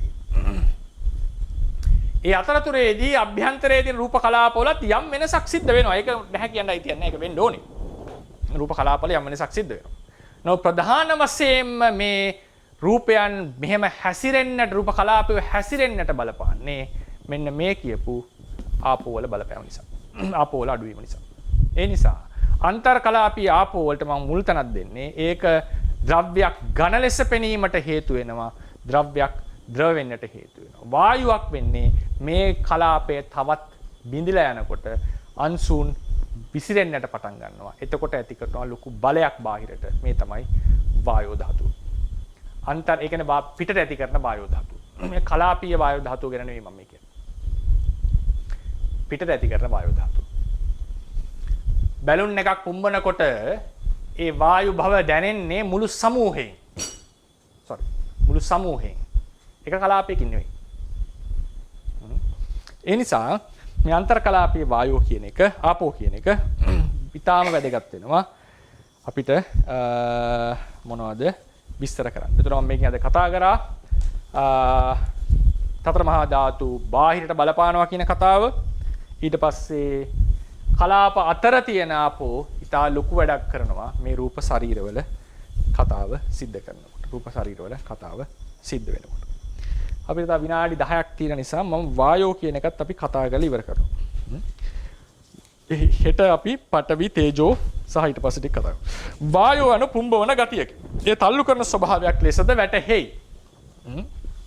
රූප කලාපයේ තුල වායෝ ගත්තම ඉතිරි ධාතු විශේෂයෙන්ම පඨවි තේජෝ යම් අවකාශයකට විසිරුවන්නේ හසුරුවන්නේ යම් අවකාශයක පවතින්නේ වායෝ වලින් කරන පිම්බවීම නිසා. ඒක අපි කතා කරා දීර්ඝව. දීර්ඝව. ඒ නිසා රූප කලාපයක් ඉඩක් ගන්න වායෝ නිසා. අන්තර් කලාපීය වායෝ කියන එකත් බලමු. මේ අන්තර් කලාපීය වායෝ කියන එක අපි ගලමු පුළුන් කොට්ටයක් බැලුවොත් ඊට පස්සේ උලම් පුරවපු බැලුණයක් බැලුවොත් මේකේ තියෙනවා ලොකු බලයක් ඒ ශරීරයේම. බැලුණේ කියන එක ශරීරයක් ලෙස ගන්නකො. ඒකේ තියෙනවා බාහිරට තල්ලු කරන ගතිය. ඒකේ තියෙනවා බාහිරට නිකන් මොකක් හරි හිල්බොත් රඳවගෙන ඉන්න පුළුවන් බව. නේද? ඒ කියන්නේ බාහිරට තල්ලු කරන ගතියක් තියෙනවා. මේ තල්ලු කරන ගතිය එන්නේ මේ රූප කලාපය අභ්‍යන්තරයේහි අන්තර් කලාපීය ආපෝ දුර්වල වෙලා මේ රූප කලාපය එකිනෙක චලනය වෙනවා. චලනය සිද්ධ වෙන්නේ වායු නිසා. තේරවාදයට. චලනය සිද්ධ වෙන්නේ වායු නිසා. ඒ වායු අධික කලාපයෝ ගිහිල්ලා ඒ චලනය වෙන කලාපයෝ ගිහිල්ලා ඒ පෘෂ්ඨවල වදිනකොට බාහිරට ලොකු බලපෑමක් සිද්ධ වෙනවා. මේ තමයි පුම්බවනවා කියන එකේ තේරුම. කලාපය ඇතුලේ පිම්බවීම එකක්. රූප කලාප සමූහයක ඇති වෙන වායු කඳක ඇති වෙන පිම්බවීම තව එකක්. ඒක වෙනස් විදිහේ ඒක තවත් ක්‍රමයකට වායු. ඒ නිසා ඒ වගේ එකක දැනෙන්නේ ඒ වගේ ප්‍රශ්න. ඒතකොට ඊට පස්සේ ඔන්න බලන්න. සත්වයන්ගේ අංගපසංග චලනය වෙන්නේ වායෝ නිසා තේරවාදයේ හැටි. මොකද්ද වෙන්නේ? මට අත ඔස්සන්නට ඕනේ නම් ඒ අත ඉස්සවීමට අදාළ ප්‍රදේශයේ ඒ සිතට අනුව යම් වායෝ ධාතුවක් හටගන්න. ඒකට කියනවා චිත්තකිරිය වායෝ ධාතුව කියලා. චිත්තකිරිය. ඒ කියන්නේ රූප කලාප සමූහයක් හටගන්නවා. ඒ රූප කලාප සමූහයේ මේ කියපු එවත් වායෝ ධාතුව අධිකයි. ඒකේ තියෙන අන්තර් කලාපීයව සමූහයක් ලෙස ඇති කරන තල්ලුව වැඩි යදන. ඒ සමූහයේ කලාප සමූහයෙන් ඇති කරන බලය වැඩි. ඊට පස්සේ සාමාන්‍යයෙන් ඒ චිත්ත වීති කිහිපයක් ගිහිල්ලා පරමත්ත දීපනේ විස්තර කරන විදිහට චිත්ත වීති ගාණක් යන්නට ඕනේ. එතකොට අභිනව වායෝ අධික කලාපය පහළ. මෙතන වායෝ අධිකයි කියලා කියන්නේ ඒ රූප ශරීරයේ ඒ ගොඩෙහි තියෙනවා තල්ලු කරන බව. ඒ සමූහයේම ඒ තල්ලුවක් දෙන බවක් තියෙනවා. ඒ ටික එන්න ගාලයක් ඇති වෙනකොට රූපය කලාපය වර්ධනය වෙනකොට මොකද වෙන්නේ? ලොකු බලයක් ඇති වෙනවා. ඒ බලය අදාළ ප්‍රමාණයට සාර්ථක වුණාම අන්න ඉදිරියට චලනය වීමක් සිද්ධ වෙනවා. ඒක අටුවාවේ දෙන උපමාව මෙහෙමයි. අස්සය 6 දෙනෙක් 7 දෙනෙක් යොදපු කරත් එක. පළමු අස්සය අදිනවා. හෙලවෙන්නේ නැහැ. දෙවෙනි අස්සය හෙලවෙන්නේ නැහැ. ඔහොම කියලා 6 වෙනි අස්සයත් අදිනවා හෙලවෙන්නේ නැහැ. 7 වෙනි අස්සය අදපු වෙලාවේ තමයි කරත්තේ චලනය වෙන්නේ. ඒ වගේ නානා සිත් වලින් වීති වලින් උපදවන රූපයන්ට මේ කය චලනය කරන්න බෑ තනියම. රූප ගානක් ඉපදිලා ලොකු බලයක් එකතු වුණාම රැස් වුණාට පස්සේ තමයි මේ කය චලනය වෙන්නට පටන් ගන්නේ. ඒ නිසා ඒ බලය කලාප සමූහයෙන් ඇති කරන බලය ඊටාම වැදගත්. එතකොට තමයි මේක චලනය වෙන්නේ. ඒ නිසා මේ සමූහයෙන් ඇති කරන බලය යනු මේ රූප කලාපයන්ගේ තියෙන මේ පොදු වේ ඇති කරන මේ වායෝ ගතියෙන් මේක චලනය සිද්ධ වෙනවා. චලනය සිද්ධ වෙනවා. ඊළඟට අපිට වායෝ වල දැනගන්නට තියෙන තව විශේෂ පොඩි කරුණක් අපි කතා කරා ඇත්තටම. රූප චලනය වෙන්නේ ගමන් කරන්නේ වායෝ වලින් නිසා තමයි පොත්පත්වල කියලා තියෙන්නේ. මිනිස්සෙක් ගමන් කරනකොට සිතේ බලපෑම ඇවිල්ලා ඉදිරියට යනවා. දැන් ගමන් කරනවා කියන එකේ තේරුම මේකයි. රූප කලාපයක් රූප ධර්මයක් තේරවාදයේ හැටියට තිබුණු තැනින් වෙනස් වෙන්නේ නැහැ. ඒකත් තේරවාදයේ තියෙන මූලික සිද්ධාන්තය. කිසිදු පරමාර්ථ ධර්මයක් තිබූ තැනින් චලනය වෙන්නේ නැහැ. එතනමයි නිරුද්ධ වෙන්නේ. චලනය යනු කුමක්ද? චලනය යනු යම් දිශාවකට ඒ රූපය නිසා හටගන්න අනිත් රූපය පරම්පරාව අලුතෙන් හටගන්නවා ටිකක් ඒ පැත්තට ගිහිල්ලා. මේක එතන තිබ්බ තැනම නිරුද්ධ වෙනවා. ක්ෂණ මාත්‍ර ධර්ම ථානාචාවනයක් නැත්තම් වෙනස් වීමක් වෙන්නේ නැහැ. ඒ හටගෙන එතන නිරුද්ධ වෙනවා. හැබැයි චලනය යනු අලුත් රූපයක් හට ගන්නවා තව තැනක. ඒකත් එතන හටගෙන නිරුද්ධ වෙනවා. ඊළඟ තවත් එහෙයි. එතන ඒකට හේතුව මොකක්ද? මේ කලාපයේ තියෙන වායෝ අධික බව තමයි මේකට හේතුව. කලාපයක් චලනය වෙනවා කියන්නේ ඒ කලාපයේ වායෝ වැඩි. ඒ පැත්තට ඒක යම් දිශාවකට යොමු වෙලා තියෙනවා. සිතෙන් ඒක කරනකොට චිත්තකිරිය කාය විඤ්ඤාතිය තමයි ඒ දිශාව තීරණය වෙන්නේ. ඒ කාය විඤ්ඤාතිය හටගන්නේ කලාපවල. ඒ පැත්ත තමයි වායු ධාතු යොමු කරවන්නේ. එකමුතු වෙලත් ලොකු බලයක් යදෙනවා. එකමුතු වෙලත් ලොකු බලයක් යදෙනවා. ඉතින් මේ විදිහට ඒ වායෝ වලින් කියන දිශාවට අභිනව කලාපය පහළ වෙනවා. මේකට තමයි ගමන් කරනවා කියලා කියන්නේ. ගමන් කරනවා කියලා කියන්නේ. මෙතනදී වෙන සිද්ධිය තමයි අපි ඉස්සලා කතා කරපු. ඔන්න රූප කලාපයක් මෙහෙම ගමන් කර යනකොට ඔන්න බලන්න. මෙතනදී අපිට මෙතනට ආවා කියලා. ඉපදිනවා බින්දිනවා. මෙතනදී මේ රූප කලාපය තව කලාපයක ඝට්ටණය වුණා කියලා හිතන්නකො. තව කලාපයක ඝට්ටණය වුණා. ඝට්ටුණා මොකද වෙන්නේ? මෙයා ඉදිරියට පහළ වෙන්නට පටන් ගන්නවා. අලුත් පරම්පරාව. ඒ පරම්පරාව ඉදිරියට යනවා. ඒකෙන් මොකද්ද වෙලා තියෙන්නේ? මෙයාගේ බලපෑම නිසා මේ වායෝ අධික රූප කලාපයේ බලපෑම නිසා මෙයාගේ වායෝ අනිත් එක්කෙනාගේ වායෝ වැඩි වෙලා තියෙනවා. විද්‍යාවකට බලය කියලා කියයි චාලක ශක්තිය කියලා. බලය මොකක් හරි දෙන එකක් කියලා. අපිට කියන්නේ තේරවාදයට වායෝ ධාතු වැඩි වෙලා. ඒ නිසා ඉදිරියෙන් ඉදිරියට චලනයේ රූප කලාප පහළ වෙනවා. මේකිනුත් ගම්ම වෙන්නේ මොකද්ද? වායෝ නිකං රූපයක් තිබ්බට නෑනේ. නිශ්චල දෙයක් තිබුණාට හරියන්නේ නෑ. චලනයේ වෙන රූපයක් වදින්නට. වායෝ අධික රූපයක් කියලා වදින්නට. ඒ නිසා මේක ඉදිරියට ගමන්. ඒතර මේ වායෝ වල බලපෑම නිසා මේ වායෝ මේකේ වායෝ වැඩිවීමක් වෙලා තියෙනවා. ඔය විදිහට අපිට ආපෝ සහ වායෝ කියන මාතෘකා දෙක අපි කතා කරනවා. අද දවසේ අපි දේශනාව අවසන් කරනවා. අපි කරුණු කීපයක්ම කතා කරා. පඨවි ආපෝ තේජෝ අපි සුප ශරීර කියන මාතෘකාවට ආව. ඒක ඒකත් අපි අවසානයේ කතා කරනවා. හෑන්ඩ් අවුට් එකේ තව ඉදිරියට කරමුදී. ඊළඟට අපි කලාප ඇතුලේ තියෙන හතර මහා ධාතු, කලාපයට බාහිරට බලපාන හතර මහා ධාතු සහ ඒකට තියෙන උදාහරණ කීපයක් අපි කතා කරන්නට යෙදුනා. ඉතින් ඒ උදාහරණ අනුසාරයෙන් අපි අන්තර් කලාපීයව පවතින ආපෝ ධාතුව සහ අන්තර් කලාපීයව පවතින වායෝ ධාතුව කතා කරා. පඨවි ධාතුව ගැන තරහා දවසක් ගියා. ඒක අපි හෙට දවසේදී ඒක විශේෂයෙන් අපි නැවත කතා කරනවා. මම කියවලා තියන්නේ ඒක සමහර තොරතුරුත් මම දීලා ඇති. සමහර ආචාර්යවරුන්ගේ අදහස් අනුවත් කොහොමද ඒක ටිකක් තේරුම් ගන්න කියලා. ඊළඟට අපි රූප ශරීරයේ ඒකත්වය සහ సంతాන ඒකත්වය කතා කරලා මහා භූත කියන වචනය නිර්වචනය කරනවා පසු දවසකදී. ඊට පස්සේ වර්ණ ගන්ධ රස ඕජා කියන රූප ටික කතා කරලා ආකාශ ධාතුව කතා කරලා කර්මජ රූප කියන මාතෘකාවට පිවිසෙනවා. ඊටාම් වැදගත් මේ හැම කතාවක්ම ගොඩාක් ප්‍රයෝජනවත් වෙනවා. දීර්ඝ වශයෙන් ගැඹුරින් විදර්ශනාව තේරුම් අරගෙන වඩන්නට යනවා නම් මේකේ තියෙන කතා පැහැදිලි. මොකද මේ හැම එකකින්ම අපි තේරුම් ගන්නට ඕනේ මේ බැඳලා තියන්නේ අල්ලලා තියන්නේ කෙනෙක් කරනවා නෙවෙයි මේ ධාතු වල ස්වභාවයක්. මේක හුදු ඒ ධාතු වල මම මාගේ කියලා ගන්නට හැකියාවක් නැහැ. මේ අන්තර් කලාපීය රූප කලාපය ඇතුලේ තියෙන ඒවා අපි මෙහෙම විස්තර කරන්නට වෙන් කරාට ඒවා විදර්ශනාවේදී අදාළ වන්නේ නැහැ. අපිට වැදගත් වෙන්නේ ආබන්ධන ගතිය. වැදගත් වෙන්නේ උෂ්ණ ගතිය. වැදගත් වෙන්නේ තද ගතිය. වැදගත් වෙන්නේ පුම්බවන ගතිය.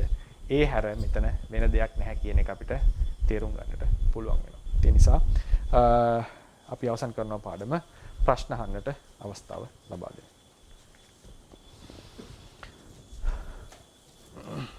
අවසන් අමුදරන්නේ. දරසම්. තේරෙන්නේ මගේ නම දානුෂ්ක. දරසම්. අමුදරන්නේ මේ ප්‍රශ්න දෙකක් වගේ දෙකක් තුනක් වගේ අහන්නම්. අමුදරන්නේ දැන් අද අපි කතා කර දැන් අර අටවිය අරගෙන අපි කතා කරේ ඩක්ටර් එකයි අත වලින් අක්ෂර තිබ්බාම ඒ දෙක එහෙම හිටින්නේ එකම මම හඳුනන්නේ ආපෝ පැත්තෙන් මෙහෙම හවුවොත් හොඳනේ දැන්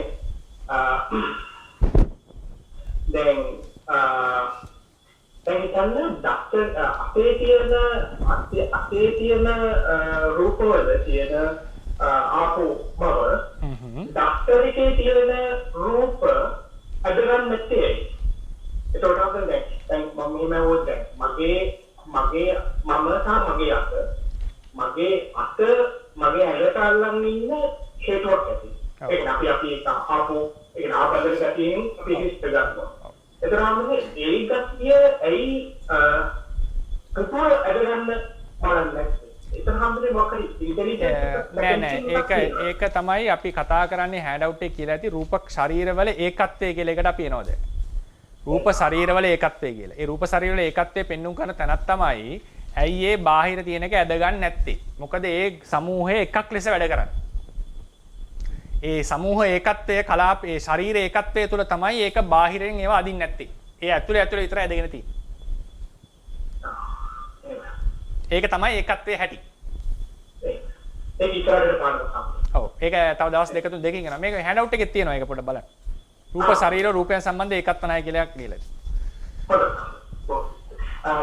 මේ අද කතා කරපරිච්ච මට වචනෙන් හරියටම අල්ලගන්න ඕන ක්‍රියාචිත්ත කියන නම දෙකේ වායෝ ධාතුව මගින් චිත්ත කිරිය වායෝ ධාතුව. චිත්ත කිරිය. ඒක නම් මුල්ම පාඩම් වල කතා කරලා කාය විඤ්ඤාති කියලා ඒ දෙක ඒ චිත්ත කිරිය වායෝ ධාතුව කියලා රූප කලාප ගොඩක් පහළ වෙනවා. ඒ කලාප යම් දිශාවකටනේ මේ යොමු වෙන්නේ. ඒ වායෝ අධිකය වල යම් දිශාවකට යොමු වෙනවා බලයක් ඇති කරනවා. ඒ කලාපවල තියෙනවා සිතට අනුකූල බවක්. ඒ සිතට අනුකූල බව කියන්නේ කාය විඤ්ඤාති. ඒක රූප කලාපයේ ඇතුලේ තියෙන එකක්. ඒක හරියට නිකන් සිතෙන් ඇති කරපු ඉම්ප්‍රින්ට් එකක් ඒ රූප කලාපයට. ඒතකොට සිත නිරුද්ධ වෙනකොට ඒක නැති වෙනවා. ඒක අනිෂ්පන්න රූපයක්. ඒක වෙනම රූපයක් නෙවෙයි. ඒ කියන්නේ වායෝ ධාතුව සිතේ දිශාවට යොමු කරපු බව කියලා කියන්නේ. ඒක හටගන්නේ අර ඒ කලාපය ඇතුලේ. ඒක හරියට නිකන් මේ වාහනයක් යනකොට යන්නේ ඉන්ධන වේගයෙන්නේ ශක්තිය බලය. ඒක සුක්කානමෙන් කරන්නේ හෙට මෙහෙට කරකවන එකනේ. හරිනේ? ඒක උපමා දීලා තියෙන නැවේ හුලම් බලයෙන් රුවල් නැව යනවා. සුක්කානමෙන් කරකවනවා. ඒ වගේ තමයි විඤ්ඤාත්තිය ඒ අදාළ දිශාවට යොමු කරන හැබැයි යොමු කරවන්නේ හිතට අනුකූලවයි. ඒ නිසා විඤ්ඤාත්තිය යනු නිකන් වෙන විදිහකට කිව්වොත් නාම ධර්මයි රූප ධර්මයි අතර තියෙන ලොකු සම්බන්ධයක්. ඒක නාම ධර්ම රූප ධර්ම වලට බලපාලා තියෙන විඤ්ඤාත්තිය හරහා.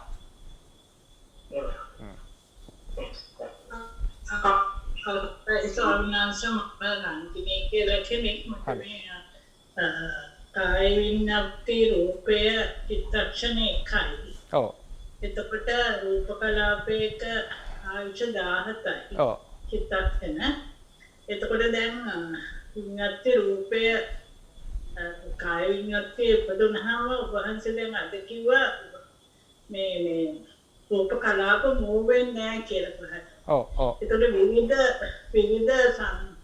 විවිධ ආයුෂ තියෙන ඒ කියන්නේ චිත්තක්ෂණ 17 එහෙම රූප කලාප ගොඩක් තියෙන තැනක කොහොමද විඤ්ඤාති රූපේ චිත්තක්ෂණ එකක් තියෙන විඤ්ඤාති කාය විඤ්ඤාති රූපෙන් කොහොමද ඒක දැන් අත උස්සනවා නම් ඒ අත ඉවිතන ඔක්කොම නිරුද්ධ නොවි ඒ දිශාට මට කියන්න තේරෙන විවිධ ආයුෂ වල තියෙන රූප කොහොමද මූව් වෙන්නේ ඒක අපි විඤ්ඤාති පාඩමේ කතා කරමුද? මම විඤ්ඤාති පාඩමේ ඔක දීර්ඝව කතා කරනවා.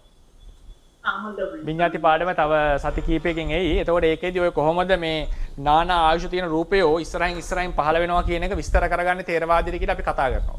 මම ඔක විශේෂයෙන් සමාජල දවස් දෙකක් වගේ ගනි මේ මාතෘකා දෙක කාය විඤ්ඤාතිය වෙනම දවසක් කරගනි වචී විඤ්ඤාතිය වෙනම දවසක් ගනි. තව පොඩි ප්‍රශ්නයක් තියෙනවා සාමාන්‍යයෙන් දැන් අන්තර්කලාපීය වායෝ ධාතුව කියලා කිව්වහම ඔව් ඒක කලාප තුල තියෙන එකක් නේද අන්තර්කලාපීය නැත්තම් මැද්දේ ඒ කියන්නේ වායෝ ධාතුවක් විතරක් තියෙන්න බෑනේ අර තරම තියෙන්න ඕනේ නේද? ඒක මෙහෙමයි. ඒක හරි දැන් අපි ළඟ තියෙන ෆන්ඩමෙන්ටල්ස් අනුව ටිකක් හරි අමුතු කතාවක් තමයි මම මේ කියන්නේ. නමුත් ඒ අමුතු කතාවට යන්න තියෙන තොරතුරු තියෙනවා. දැන් උදාහරණයකට ගින්න ලං කරාම ආප්පේ ඇතුලේ තේජෝ වැඩි වුණාම කොහොමද මේක උනේ කියලා අපි දැන් විස්තර කරන්න එපේ.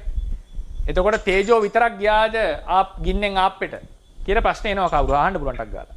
එතකොට තේජෝ ධාතුව තනියම පැවතියාද අන්තර්කලාපියෝ ගමන් කරාද කියන ප්‍රශ්නේ එනවා කාට හරි. ඉතින් ඒක මම ඒකට උත්තරයක් දෙන්න මොකක්වත් යන්නේ. නමුත් හැබැයි තොරතුරු හැටියට පැහැදිලි වෙනවා මේ තේජෝ අරතකට බලපාලා තියෙන බව. එතකොට එහෙමනම් ප ဋ ාණේ කියන අඤ්ඤමඤ්ඤ ප්‍රත්‍ය වෙනස් වෙනවද කියලා කාට ප්‍රශ්න. එතකොට ඒකයි මම කියන්නේ මේක වෙනමම තේජෝ වල බලපෑමක් කියන තැනින් මම කතා කරන්නේ. අන්තර්කලාපීය තේජෝ, අන්තර්කලාපීය පඨවි, අන්තර්කලාපීය ආපෝ, වායෝ කියන ඒවල ඒක වෙනම අර මේ වායෝ අර කලාපයේ තියෙන වායෝ ධාතුවටම සමාන කරන්න යන්නේ නැහැ. එහෙම සමාන කරොත් ඒක ලොකු ප්‍රශ්නයක් වෙනවා බේසික් ෆන්ඩමෙන්ටල්ස් එක්ක. නමුත් ඒ බඳු බවක් පැහැදිලිවම තියෙනවා එතන. ඉතින් ඒක කලාප අතර තියෙන වායෝ මොනවා හරි ක්‍රමයකට බලපෑමක් ඇති වෙලා තියෙනවා. එතන වායෝ ගතියකට. මට ඒක එතනින් එහාට විස්තර කරන්න තේරෙන්නේ නැහැ මෑණියෝ. ඒකෙන් කියන්නේ වායෝ ධාතු තනියම තියෙනවනේ කියලා නේ මම කියන්නේ. එළිය තනියම තියෙනවා කියන එක නේ මම මේ කියන්නේ. අන්තර්කලාපීය වායෝ අණු ඒ රූප කලාප අතර තියෙන මොනවා හරි සම්බන්ධයක්. ඒ සම්බන්ධය නිසා ඒක වායෝ ඒ වායු පුම්බවන ගතියක් ලෙස වැටහෙනවා. අවසරයි ස්වාමීන් වහන්සේ මම මේ කෙනෙක් කතා කරන්නේ. ස්වාමීන්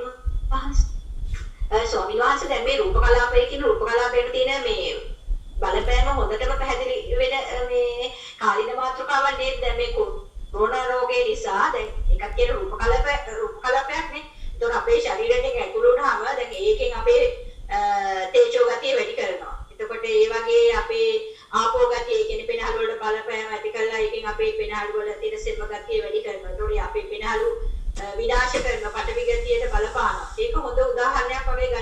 පුළුවන්. ප්‍රායෝගිකව බැලුවම මේක හැමතැනම උදාහරණ තියෙනවා. ප්‍රායෝගිකව බැලුවම ඒකම තමයි තියෙන්නේ ගොඩක් තැන්වල උදාහරණ. ප්‍රායෝගිකව බැලුවම එහෙමයි තියෙන්නේ. අර ප්‍රශ්නේ ඉන්නේ මෑනියෝ අපේ අර රංජනි මෑනියෝ අහුවාගේ කොහොමද මේක ෆන්ඩමෙන්ටල්ස් වලට දාන්නේ විස්තර කරන්න කියන ප්‍රශ්නයක් එනවා. ඉතින් ඕක තමයි පොඩ්ඩක් අර කෙස්සිල යන තැන. නමුත් ඔබතුමී කිව්වාගේ ප්‍රායෝගිකව ඕක තමයි ඇත්තටම ලෝකේ වෙලා තියෙන්නේ. කතාව හරි. කොරෝනා කියන එක හොඳ උදාහරණයක්. ඕනම් වෛරස් එකක් ඒ උදාහරණය හොඳයි. තේරුවන් සන්නයි. අර මුලින්ම අහපු ප්‍රශ්නේ මේ අන්තර් කලාපද තියෙන ආකර්ෂණය. ඔව්. සවනස දැන් ඉර හර ස්කන්ධයන්ව ආකර්ෂණය වෙනවා. ඔව්. ඒ කියන්නේ ඉර අපේ සූර්යය ගත්තම සූර්යයාට අනිත් ග්‍රහවල ආකර්ෂණය වෙලා තියෙනවා වගේ. ඒක එහෙම කතාවක ඒ තත්ත්වය විස්තර වෙනවද උදාහරණයක් කරලා එහෙම එකක් නම් ලොකුවට නෑ. ඒ කියන්නේ අර ඈත තියෙන වස්තුවක් එක්ක මේක ආකර්ෂණය වෙලා තියෙනවා කියලා එකක් අභිධර්මයේ නම් නැහැ මහත්මයා. ඒක තියෙන්නේ මේ කලාප අතර විතරයි. හැබැයි මෙහෙම එකක් තියෙනවා. චුම්බකයකින් අනිත් එක අදිනවා කියන කතාව තියෙනවා. ඒ චුම්බකයකින් අනිත් එක අදිනවා කියන එකත් ඔන්න ඔය වගේ විස්තරය. ඒ කියන්නේ මෙතන තියෙන වස්තුවෙන් අතන තියෙන වස්තුවට ලොකු බලපෑමක් කරා කියලා කියන්නේ. දැන් අපි අද විද්‍යාවෙන් කරන චුම්බක ශේෂ්ත්‍රයක් ඇතුළේ තියෙනවා කියලා බලයක් ඇති කරනවා කියලා. ඒ වගේ අභිධර්මයේ කියනවා අභිධර්ම පොත්වල මම කියන්නේ පිටකේ නෙවෙයි අටුවාවල කියනවා මෙතන තියෙන චුම්බකයේ අතන චලනය ඇති කරවන්නාසේ කියලා වෙන උපමාවක් ගන්නවා. ඒ කියන්නේ මෙතන සම්බන්ධයක් නැතුව මෙතන තියෙන චුම්බකයේ මෙයා තුළ ලොකු චලනයක් ඇති කරනවා. අන්න ඔය කියන කතාව කියනවා. ඉතින් අර අපේ තියෙන ග්‍රහලෝක විස්තරය අද තියෙන එක නෙවෙයිනේ. ඉතින් ඒ නිසා මේ කතාව නැහැ. නමුත් එහෙම විස්තර කරගන්නද බෑ කියලා අහුවොත් එහෙම චුම්බකයයි යකඩයයි අතර සම්බන්ධය අභිධර්මයේ පිළිගන්නවා දුර තියෙන වස්තු දෙකක් ආකර්ෂණය වෙනවා කියලා. නමුත් අර ග්‍රහලෝක වලට ඒක ඇප්ලයි කරන්න පුළුවන්ද කියලා තේරවාදී ඇතුලෙන් උත්තරයක් දෙන්න අමාරුයි මහත්තයා. ඔව් මට මතකයි සංස ඇත්තට මෙතන තියෙන්නේ ඕනම් ද්‍රව්‍ය දෙකක් ස්කන්ධය අන්තවල. ඔව් ආකර්ෂණය. ආකර්ෂණය වෙනවා. පෘථිවියට ඇදලා තියෙන්නේ පුත්‍රාකර්ෂණය ගැන එහෙම එකක් කියන එකක් කල්පනාම කරද්දී දැන් නම් වෙනස් ඒක. මොකද ඕක 920 දී වෙනස් වෙනවනේ අයින්ස්ටයින්ගේ මේකෙන් එයා කියන්නේ ස්පේස් එක කර්ව් වෙලා තියෙනවා. ඒ කර්ව් එකේ කැරකෙනවා කියලානේ කියන්නේ. ඉතින් අර දැන් ඉතින් ග්‍රැවිටි කියන එක ආකර්ෂණ බලයක් ලෙස නෙමෙයි කතා කරන්නේ. ඉතින් නමුත් ඒ ගණන් හදන එක සාමාන්‍යයෙන් කෙරෙනවා මට දන්න තරමින්. නමුත් ඔබතුමා කියපු කතාව ඒක එහෙම තමයි. ඒක හැබැයි මේ අපේ තේරවාදයට කොච්චර පුළුවන්ද කියලා මට හිතන්න අමාරුයි. ඔව්. තේරවාද සන්නයි බොහොම පිං තේරවාද සන්නයි. සානස මේ අන්තර් කලාපීය මේ තේජෝ වලට බලපෑමක් සානස දැන් කතා කරන්නේ.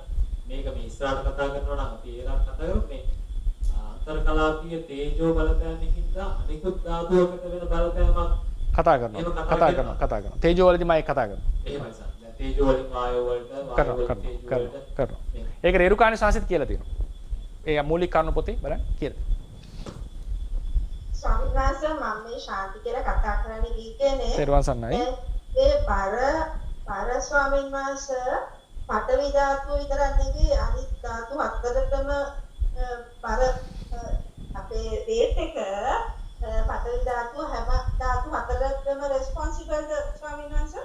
මෙහෙමයි බර කියන එකට සාමාන්‍යයෙන් රෙස්පොන්ස් අපේ තියෙන සාමාන්‍ය පොත්පත්වල තියෙන විදිහට බර කියන එකට ඒක ඇට්‍රිබියුට් කරලා තියෙන්නේ ඒකට වග කියනවා කියලා තියෙන්නේ පඨවි සහ ආපෝ. පඨවි සහ ආපෝ. ආපෝ පග්ඝරණයනේ. ආපෝ කියන මම අදහස් කරන්නේ අර අන්තර්කලාපීයක වෙන්න ඕනේ. ඒ කියන්නේ මේක මෙහෙම වැగిරෙනවනේ. ඉතින් සාමාන්‍යයෙන් කියනවා ආපෝ බරයි පඨවි වලට වඩා කියලා. ආපෝ ධාතුවක් ලෙස. ඒකට හේතුව ලෙස කියන්නේ අර විදියට බේරෙන හින්දා. පඨවිය නිකන් මෙහෙම තියෙනවා ආපෝ එක බේරෙනවා. ඉතින් ඒකට දැන් උදාහරණයකට විපස්සනා භාවනාවේදී විපස්සනා වඩන ආචාර්යවරු කියන කතාව තමයි කකුල උස්සනකොට තේජෝ තමයි සැහැල්ලුම ඕකේ. ඔය හතරෙන් සැහැල්ලුම අපේ මේ ආචාර්යවරුන්ගේ අදහස මම කියන්නේ තේජෝ තමයි සැහැල්ලුම. ඒ නිසා තමයි ගින්න උඩට යන්නේ. වායෝ ඊළඟට. ඒ නිසා වායෝ හමනවා. හමන්නේ සාමාන්‍යයෙන් මේ පැත්තට. ගොඩක් සැහැල්ලුයි. හැබැයි තේජෝ ඊට වඩා සැහැල්ලුයි. ඒ නිසා හැමතිස්සෙම ගින්න උඩට යනවා කියලා කියනවා. ඊට පස්සේ පඨවි බරයි. ආපෝ ඊට වඩා බරයි. මොකද ඒක වැగిරෙනවා කියලා. පල්ලෙහාට. ඉතින් ඒ නිසා කකුල ඔසවලා ගෙනහිල්ලා බර කළා තබනකොට සාමාන්‍යයෙන් කියනවා ඔසවන අවස්ථාවේදී තේජෝ වායෝ අධිකයි. නමුත් ඒිනුත් තේජෝ වැඩි. ගෙනියනකොට තේජෝ වායෝ අධිකයි ඒිනුත් වායෝ වැඩි. බිමට බර කරනකොට පඨවි ආපෝ අධිකයි ඒිනුත් ආපෝ වැඩි. බර වෙලා හොඳට පිහිටනකොට හොඳට අර ෆුටින් එක ගන්නකොට මේ හොඳ මොකද කියන්නේ ඒක ප්‍රතිෂ්ඨාවක් කරගන්නකොට පඨවි ආපෝ වැඩි. හැබැයි පඨවි අධිකයි ඒිනුත්. ඔය විදිහට කකුල ඔසවලා ගෙනහිල්ලා බර කරලා තබනකොට තේජෝ වායෝ ආපෝ පඨවි තමයි අධික වෙනවා කියලා කියන්නේ. ඉතින් ඒ නිසා අර බර කියන එකට ඔහොම තමයි අපෙන් උත්තරයක් තියෙන්නේ මේ තොරතුරු අනුව. අන්න එතනම තමයි ස්වාමීන් වහන්සේ මට තේරුම් ගන්න ඕනේ. මට දැනගන්න ඕනේ දැන් එක කකුලක බර තියලා අනිත් කකුල හැල්ලු වෙනවා කියන්නේ මේ අරකේ බිම තිබ්බ වායෝ ඒ කකුලේ වායෝ ධාතු අරකට යනවාද එක ප්‍රමාණෙම නේද මේ හැමතැනම මේවා වෙන්නේ? එක ප්‍රමාණය කියන්නේ ධාතු වල ගණන සමානයි කියන එකද? ඔව් ඒ කියන්නේ දැන් කකුල එක පැත්තකට බර දානකොට අපි කියනනේ පඨවිය වැඩි එතන අනිත් එතන තියෙන මේ වායෝ ධාතු අඩුයිනේ. ඒ වායෝ ධාතු අනිත් කකුලට ගිහිල්ලාද? මට දැනගන්න ඕනේ මේක වැඩි වෙනවා කියන්නේ ඩිස්ට්‍රිබියුෂන් එකද වැඩි වෙන්නේ කියන එක. එහෙම මේ වායෝ එහෙම ගමන් කරන බවක් නෙමෙයි එතන නම් කතා කරන්නේ. තේරවාදී හින්දා දැන් අපි ගත්තොත් විද්‍යාත්මකව ගත්තොත් ස්කන්ධ සංස්ථිතියක් ශක්ති සංස්ථිතියක් තියෙනවා. ඒකට මම එන්නේ නැහැ. මෙතන වෙන්නේ සාමාන්‍යයෙන් අපි කියමුකෝ කකුල ඔසවනවා කියලා. තිබිච්ච රූප එතනම බිඳෙනවා. අලුත් රූප ටිකක් අලුතෙන් හටගන්නේ වෙන්නේ. අලුත් රූප ටික අලුතෙන් හටගන්නේ. ඒ ටිකත් එතනම බිඳෙනවා. තව ටිකක් අලුතෙන් හටගන්නේ. ඕක තමයි ථේරවාදයේ තියෙන රූපවල ප්‍රවෘත්ති ක්‍රමය. තියෙන රූපේ බිඳෙනවා අලුත් රූපයක් හටගන්නේ. මේක මෙහෙම මාරු වෙනවා කියන එක නෙවෙයි. තේරුණා. හරි. ඒ කියන්නේ හැම වෙලේම එක වෙලාවකට එක ප්‍රමාණෙමයි තියෙන්නේ. ඒ කිව්වේ ඒ කියන්නේ ඒ වෙලාව තියෙනවා. ඊට පස්සේ ඒක අලුත් එකක් හට ගන්නවා. අලුත් එක හට ගන්නකොට වෙනත් පෝෂන්ස් වලින් හට ගන්නවා.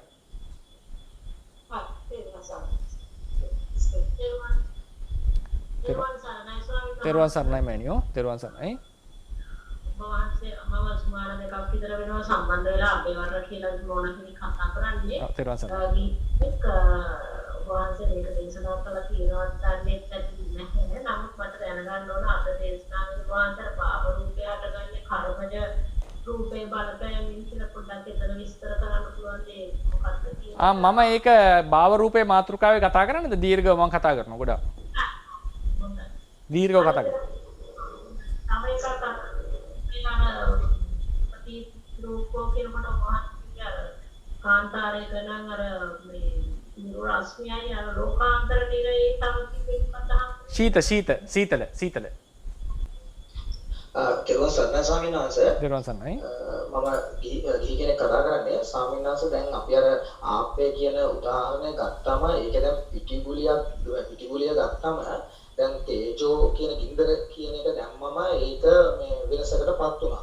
එතකොට ඒ කියන්නේ දැන් පිටිගුලියේ තියෙන මේ රූප කලාප ප්‍රමාණයට අලුතින් රූප කලාප ප්‍රමාණයක් එකතු වෙනවද මේ ගින්දර කියන මේ තේජෝ නිසා? එතකොට ඒක නිසා ඒක නිසාද මේ ආප්පේ වෙනසකටපත් වෙන්නේ නැත්නම් අතන තියෙන රූප කලාප විතරක්මද එතන තියෙන කියන කොට ස්වාමීන් වහන්සේ පැහැදිලි කරගන්න. ඒ කියන්නේ දැන් රූප කලාප ශරීරයක දැන් ආප්පේ කියන එක ශරීරයක් කියලා හිතන්නකෝ. අපේ ධර්මයේ හැටියට ඒ ශරීරයේ තියෙන රූප කලාප හට ගන්නවා නිරුද්ධ වෙනවා. හට ගන්නවා නිරුද්ධ වෙනවා. ඔහොම පරම්පරා වශයෙන් පවතින මේ වෙලාවේ. එතන. එතකොට දැන් සත්ත්ව ශරීරවල සහ ශාක ශරීරවල රූප කලාප වැඩිවීමක් කියලා එකක් තියෙනවා. හරිනේ? ඒ වැඩිවීම ඒක මම ඕජා රූපේ කතා කරනකොට කරන්නම් ඒ වැඩි වෙන ක්‍රම දෙකක් තියෙනවා. ඒ නිසා ඒක මම ආප්පෙට ගන්න නැහැ. මොකද ආප්පේ නිකන් වැඩෙන්නේ නැහනේ. මොකක් හරි දැම්මොත් නේ වැඩෙන්නේ. ඒතකොට ඒ නිසා ඒක පොඩ්ඩක් මම පැත්තකින් හිටන සත්ත්ව ශරීර සාග ශරීර කියන එක පස්සේ මාතෘකාව කතා කරනවා කොහොමද මේ වර්ධනය සිද්ධ වෙන්නේ කියලා. ඉතින් ආප්පේ තියෙන රූප කලාප ටික සාමාන්‍යයෙන් ස්ථಿತಿ එකනේ. ඒක ස්ථිරයි. ඒක එහෙම ලොකුවට වර්ධනය වෙන්නේ නැහැ. හරිනේ? එතකොට ඒ විදිහටම ගාන තියෙනවා. ගින්දර ආම වෙන්නේ මහත්මයා දැන් මේක ඉපදෙනවා බින්දෙනවානේ. ඕක අපි රුප්පණේ පාඩමේදී කතා කරනවා. එකපාරකුත් මහත්මයෙක් ඇහුවා ඒ ප්‍රශ්න මම කල් දැම්මා ඒක. දැන් කමන්නේ දැන් අහපු ඉඳ උත්තර දෙන්න. දැන් මේ තියෙන කලාප ටික ඉපදෙනවා බින්දෙනවා. දැන් මෙතනින් එනවනේ අලුත් තේජෝ කලාප ටික. මේකේ බලපෑමට ලක් වුණාම මොකද වෙන්නේ? දැන් මේ පහළ වෙන කලාප ටික ඉපදලා බිඳෙනවා අලුතෙන් පහළ වෙනවනේ එතනම කලාප ටික. ඒ කලාපයෝ වෙනස් සංයුති වලින් පහළ වෙනවා කියලා කියනවා. ඒ කලාපයන්ගේ ස්වභාවය වෙනස් වෙනවා. එහෙම නැතුව මේ කලාපම මෙතනට පරිවර්තනය වුණා නෙවෙයි. අලුතෙන් පහළ වෙන කලාපයෝ ඒ ශරීරයේ ධාතු වල සංයුතිය වෙනස්. එතකොට තමයි වෙනස සිද්ධ වෙන්නේ. එතකොට මේකේ බලපෑමට ලක්වීම නිසා දැන් කොහොමත් ඉපදි බිඳි තිබුණේ. ඒ ඉපදි බිඳි යන එකේ මේකට බලපෑමට ලක් වුණාම මේ රූප ටික බිඳෙනවා. අලුතෙන් පහළ වෙන රූප සහ ඔවුන් අතර තියෙන අන්තර් කලාපීය සම්බන්ධය වෙනස් වෙලා තමයි හටගන්නේ. ඕක තමයි ආප්පය කර වෙනවා කියලා කියන්නේ. පිච්චෙනවා කියලා කියන්නේ. එතන පැහැදිලිද නැත්නම් ඒක විමසන් තව විසඳ ගන්න තියෙනවද? ඔව් මේ පැහැදිලි ස්වාමීන් වහන්සේ. ඔව් අහන්න කවුද? ඔව් ස්වාමීන් වහන්සේ එතකොට මේ දැන් නිකන් එහෙම නිකන් කියනකොට නිකන් මේක විශේෂ වෙන්න බෑ. දැන් පඨවි ආපෝ තේජෝ වායෝ කියන එක ඒක එහා කොටස් වලට විඳින්න බෑ. කියන්නේ බෙදෙන්නේ නෑ. හැබැයි නම් එහෙම කියනකොට ස්වාමීන් වහන්සේ මේ තේජෝ ධාතුව මොකක් හරි වෙනසකට ලක් වෙනවා කියනකොට නිකන් තේරෙන්නේ නිකන් ඒකේ තවත් අවකාශයක් තියෙනවද කියලා වගේ නිකන් හැඟීමක් එනවා ස්වාමීන්. තව අවකාශයක් කියලා මට තේරුන්නේ නැහැ. ඒ කියන්නේ පඨවි සහ පඨවි ආපෝ තේජෝ වායෝ කියන සතර ධාතුව අතරත් අවකාශයක් තියෙනවා. නෑ.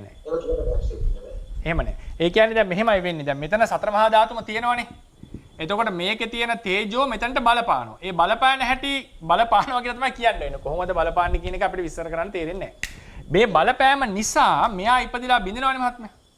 එතකොට මෙයා නිසා අලුතෙන් හට ගන්නවනේ එක්කෙනෙක්. ඒ හටගන්න එක්කෙනා වෙනස් ස්වරූපයකින් හටගන්න. හේතුව මොකද මේ බලපෑමට ලක් වුණ නිසා. මෙයා කොහොමද ඉපදි බිනව අලුත් එක්කෙනෙක් ඉපදිනවා. ඒතකොට දැන් මේ ඉපදිච්ච වෙලාවේ නම් බලපෑමට ලක් වුණේ දැන් පොඩි වෙනසක් මෙයාගේ සිද්ධ වෙනවා. ඒකට කියනවා කලාප අභ්‍යන්තර රූපණය කියලා. ඊට පස්සේ ඒක බිඳුන මේ රූප කලාපෙ බිඳුනට පස්සේ අලුතෙන් හට ගන්න රූපයේ සංයුතිය ටිකක් වෙනස්.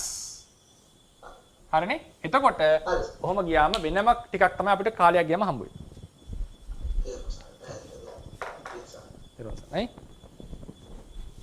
තේරුණා සර්? මට චූටි ප්‍රශ්නයක් තියෙනවා සරණාන්ත මේ පඨවි ආපෝ තේජෝ වායෝ මේ සතර මහා භූතයන් අපි 100%යි කියලා ගත්තොත් ඒකේ තියෙන percentage එක එහෙම වෙනවා වගේ එකක් මට හිතෙනවා. ඒ කියන්නේ සරණාන්ත අපි හිතුවොත් සතර මහා භූතය තමයි මේක තියෙන්නේ. නමුත් ඒකේ පඨවි ප්‍රමාණය 105යි තියෙනවා නම් ඒක කඩකම අඩුයි, තද ගතිය අඩුයි. ඒක 50යි 60යි වෙනවා නම් කඩක වැඩි යන්නේ වගේ ස්වභාවයක් කියලා මට නිකන් හැඟෙනවා තමයි. ඒක මට හැදෙන්න. ඉතින් ඒක හරිද? එහෙම තමයි පොත්වල තියෙන්නේ. ඒ කියන්නේ කලාපය මම කියනවා ඒක කලාපය සහ අන්තර් කලාපය දෙක පොදුවේ මම කතා කරන්නේ. ඒ මුළු සිස්ටම් එකේම පඨවි percentage එක වෙනස් වෙනවා.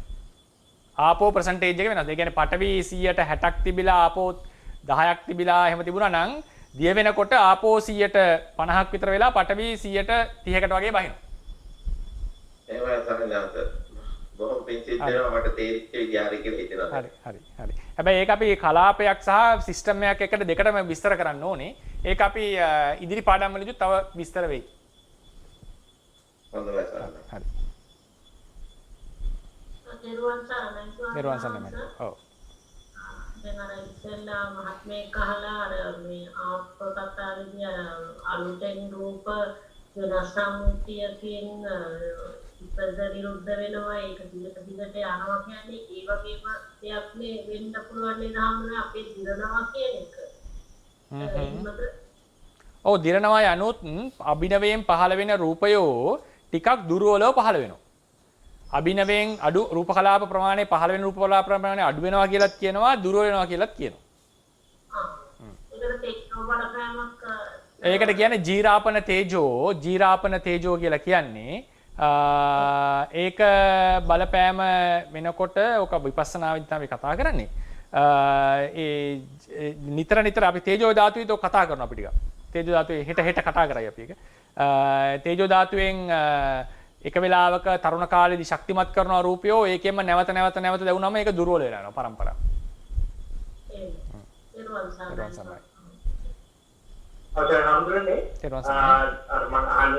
ධනුෂ්ක නේද මට අහන්න ප්‍රශ්නයක් අහන්න බැරුණා නේද ඒක? හරි. දැන් මේක මම රූප වර්ණයේ පැත්තෙන් දැන් හඳුනන්නේ මේ රූප කලාපයන්ගේ පැතිරීම කියන වචනේ කියමු. එතකොට ගමන් කිරීම අත ඒක පැහැදිලි. ගමන් කරනවා නෙමෙයි නමුත් මේක අර කැඩිලා අලුතෙන් හදන එක වෙනස් එකක් හැදෙන්නේ. හරි. කියලා තරේ නෙමෙයි වයි කියලා තර තමයි අලුතෙන්. හරි. හරි. එතකොට අපි හිතුවොත් ඒක අලුතෙන් හැදෙන එක වයි කියන තැන හැදෙන්න නම් මේ අර x කියන එකේ තිබ්බ කියන රූප කියලා පරිණත තිබ්බ එකේ වායු ස්වභාවය තමයි බලපෑවේ ඒක වයි කියන තැන පටන් ගන්න. ඔව් ඒ කියන්නේ මෙතන තිබ්බනම් මෙතන ලක්ෂණ තිබුණේ මෙතන හටගන්න මෙයා මේක මෙතන බිඳෙනවා හටගෙන මෙතන අලුතෙන් හටගන්න. ඒතර මෙයා නැහැ. මෙයා තියෙනවා. හරි ඒකට හේතුව වායු ධාතුව. හරි වායු ධාතුව. ඒතරම් දැන් අපි ඒක වර්ණයේ පැත්තෙන් ගත්තොත් දැන් අපි චක්කු ප්‍රසාදය තියෙනවා. එතකොට ඇසක තියෙන යම් කිසි අරමුණක් වකට කියමු. එතකොට පොතේ වර්ණයක් සම්බන්ධයෙන් ගාන කරගෙන ආපේ වායුව දිශාද නැත්නම් ඒතර ආලෝකයේ සම්බන්ධයක් ඔතන හරිම ඕක මම චක්කු ප්‍රසාදයේදීත් ඔය වගේම එකක් මම ගේනවා ඉස්සරහට පොඩි කතාවක්. තේරවාදයේ හැටියට දැන් හැතිනවනේ. මෙතන මම තේරවාදී ක්‍රමයට කියන්නේ මෙතන තියෙන වර්ණය අපිට පේන්නේ මෙහෙම ඇවිල්ලා රූප කලාප ඇවිල්ලා හැපෙනවා වගේ එකක් නේ අපි හිතන්නේ. නේද? ඔව්. නමුත් තේරවාදයේ කියන්නේ ඒක එහෙම එකක් නෙවෙයි. මේක කොතෙක් දුරට ඒ කියන්නේ විමසනවාද කියන එක වෙනම කතාවක්. තියෙන තොරතුර ගත්තොත් අසම්පත්තග්‍රාහී. වර්ණය මෙතනමයි තියෙන්නේ. මෙතන ඡායාව ඇති කරනවා. ඒක ෆැසිලිටේට් කරන්නේ ආලෝකය. තේරවාද පොත්වල තියෙන්නේ මේක තියෙන අසම්පත්තග්‍රාහී කියලා. ගාන ජීවහා කාය සම්පත්තග්‍රාහී පැමිණි අරමුණක් අරමුණු කරන්නේ. චක්කු සෝත අසම්පත්තග්‍රාහී තියෙන තැනම. ඒතකොට දැන් කෙලින්ම අහන්න පුළුවන් ආලෝක වර්ෂ ගානක ඉඳන් එන ආලෝකය පේන්නේ අපිට අතීත දෙයක් නේද පරණ දෙයක් නේද කියන එක. ඒක මෙතනට ඇප්ලයි කරන්න බැරි කතාවක් මේ තියෙන්නේ. ශබ්ද රූපය කියන එක තියෙන අදහස් තමයි ශබ්දය හට ගන්නවා. ඒක પરම්පරාව වශයෙන් එනවා. යම් වෙලාවක එකක් තියෙනවා ශබ්ද රූපය ඇවිල්ලා කනේ වදිනවා. නමුත් දැනට අපි සාමාන්‍යයෙන් පිළිගන්න අදහස සෝතය කියලා එකක් තියෙනවා. ඒක අපි කතා කරමු සෝත ප්‍රසාදයේ ගාන ප්‍රසාදේ කතා කරනකොට. ඒ සෝත ප්‍රසාදයට තියෙනවා සෝතපතය කියලා එකක්. චක්කු ප්‍රසාදයට තියෙනවා චක්කුපතය කියලා එකක්. ඒ තියෙනවා විතරයි පේන්නේ එතන. එතකොට ඒ සෝතපතයට ආවම ශබ්දය එතනදී ඒක විෂුවල් වෙනවා පේන්න පටන් ගන්නවා. එතකොට ඒක පේනව නෙවෙයි කනට මෙයා වෙනවා. සාමාන්‍යයෙන් අපි කියන්නේ මේ කනේ ඇවිල්ලා හැපෙනවා කියලානේ. ආලෝකය ඇවිල්ලා හැපෙනවා කියන එකනේ. තේරවාදයේ තියෙන්නේ අසම්පත්තග්‍රාහීව චක්කු සෝත දෙකේ ආරම්මන ග්‍රහණය. එතකොට අම්සර වායෝ වල බලපෑමක් නෙමෙයි අපි උතර නෑ. වායෝ බලපානවා ශබ්දයටත් වායෝ බලපෑම කියලා නැහැ. ඒක කියලා තියෙන අවකාශයේ තියෙන්න ඕනේ. අවකාශයේ තියෙන පොතේ තියෙන එහෙමයි. ඒ කියන්නේ සාමාන්‍යයෙන් අවකාශයේ තියනවා කියලා කියන්නේ ગેප් එකක් තියෙන්න ඕනේ කියන එක. නැත්නම් අපිට කියන්න පුළුවන් කන් සිදුර පිරීලා කන් සිදුරේ මොනවත් පිරීලා නැතුව තියෙනවා හිස් තියෙන්න ඕනේ කියන එක. ඉතින් වායුව ඕනේ කියලා කියන්නේ ගන්ධයට. ඒක ඇවිල්ලා නාසයේ හැපෙන්නේ. චක්කුවට කියන්නේ රූපයට කියන්නේ නැමත්. ගන්ධය අරන් එන්නේ වායුවෙන් කියලා කියන්නේ. අපි ඕක ඒ දවස්වල කතා කරමු. ඉතින් ඒක ප්‍රශ්නේ විසඳෙන්නේ නැති වෙයි. නමුත් ඔය විදිහට තමයි විස්තරය තියෙන්නේ. අපි ඒක ඉදිරියේදී කතා කරමු විස්තරය.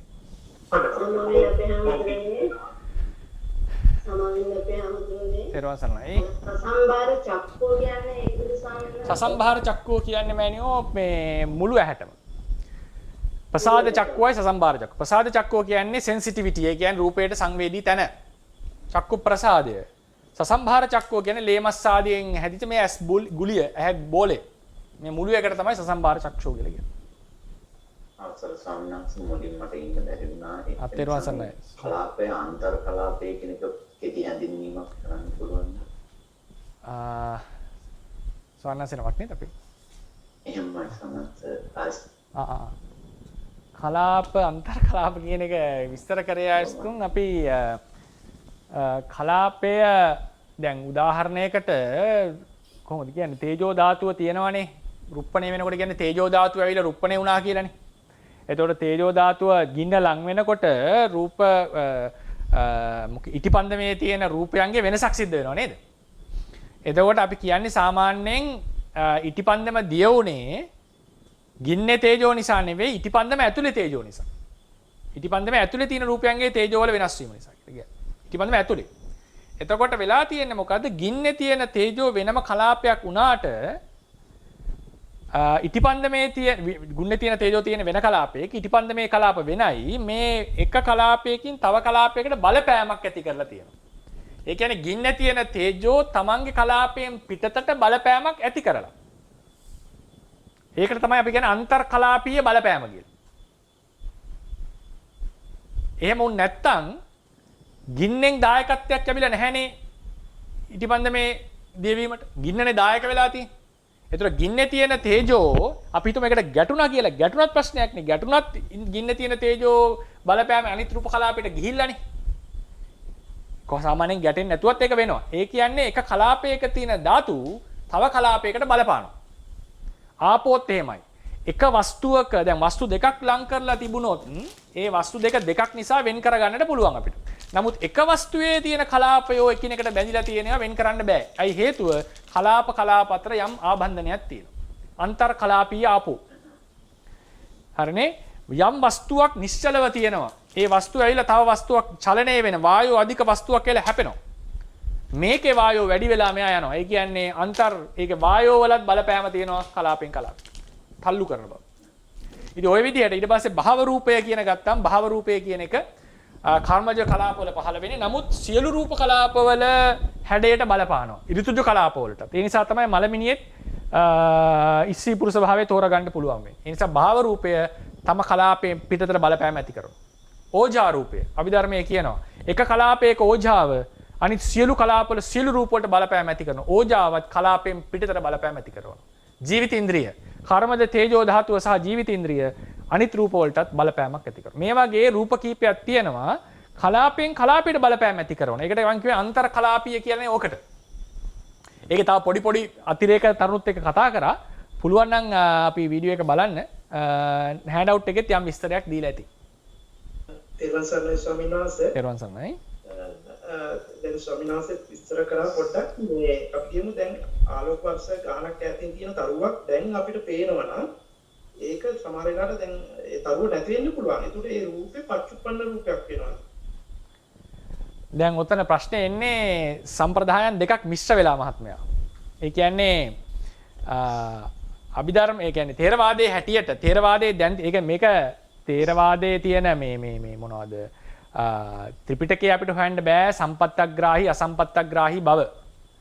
අපිට තියෙන්නේ චක්කු විඥාණය සාමාන්‍යයෙන් අපිට තොරතුරු එන්නේ චක්කු විඥාණය පච්චුප්පන්න රූපයක් අරමුණු කරනවා කියන එක. එතකොට ක්‍රම දෙකක් පුළුවන්නේ.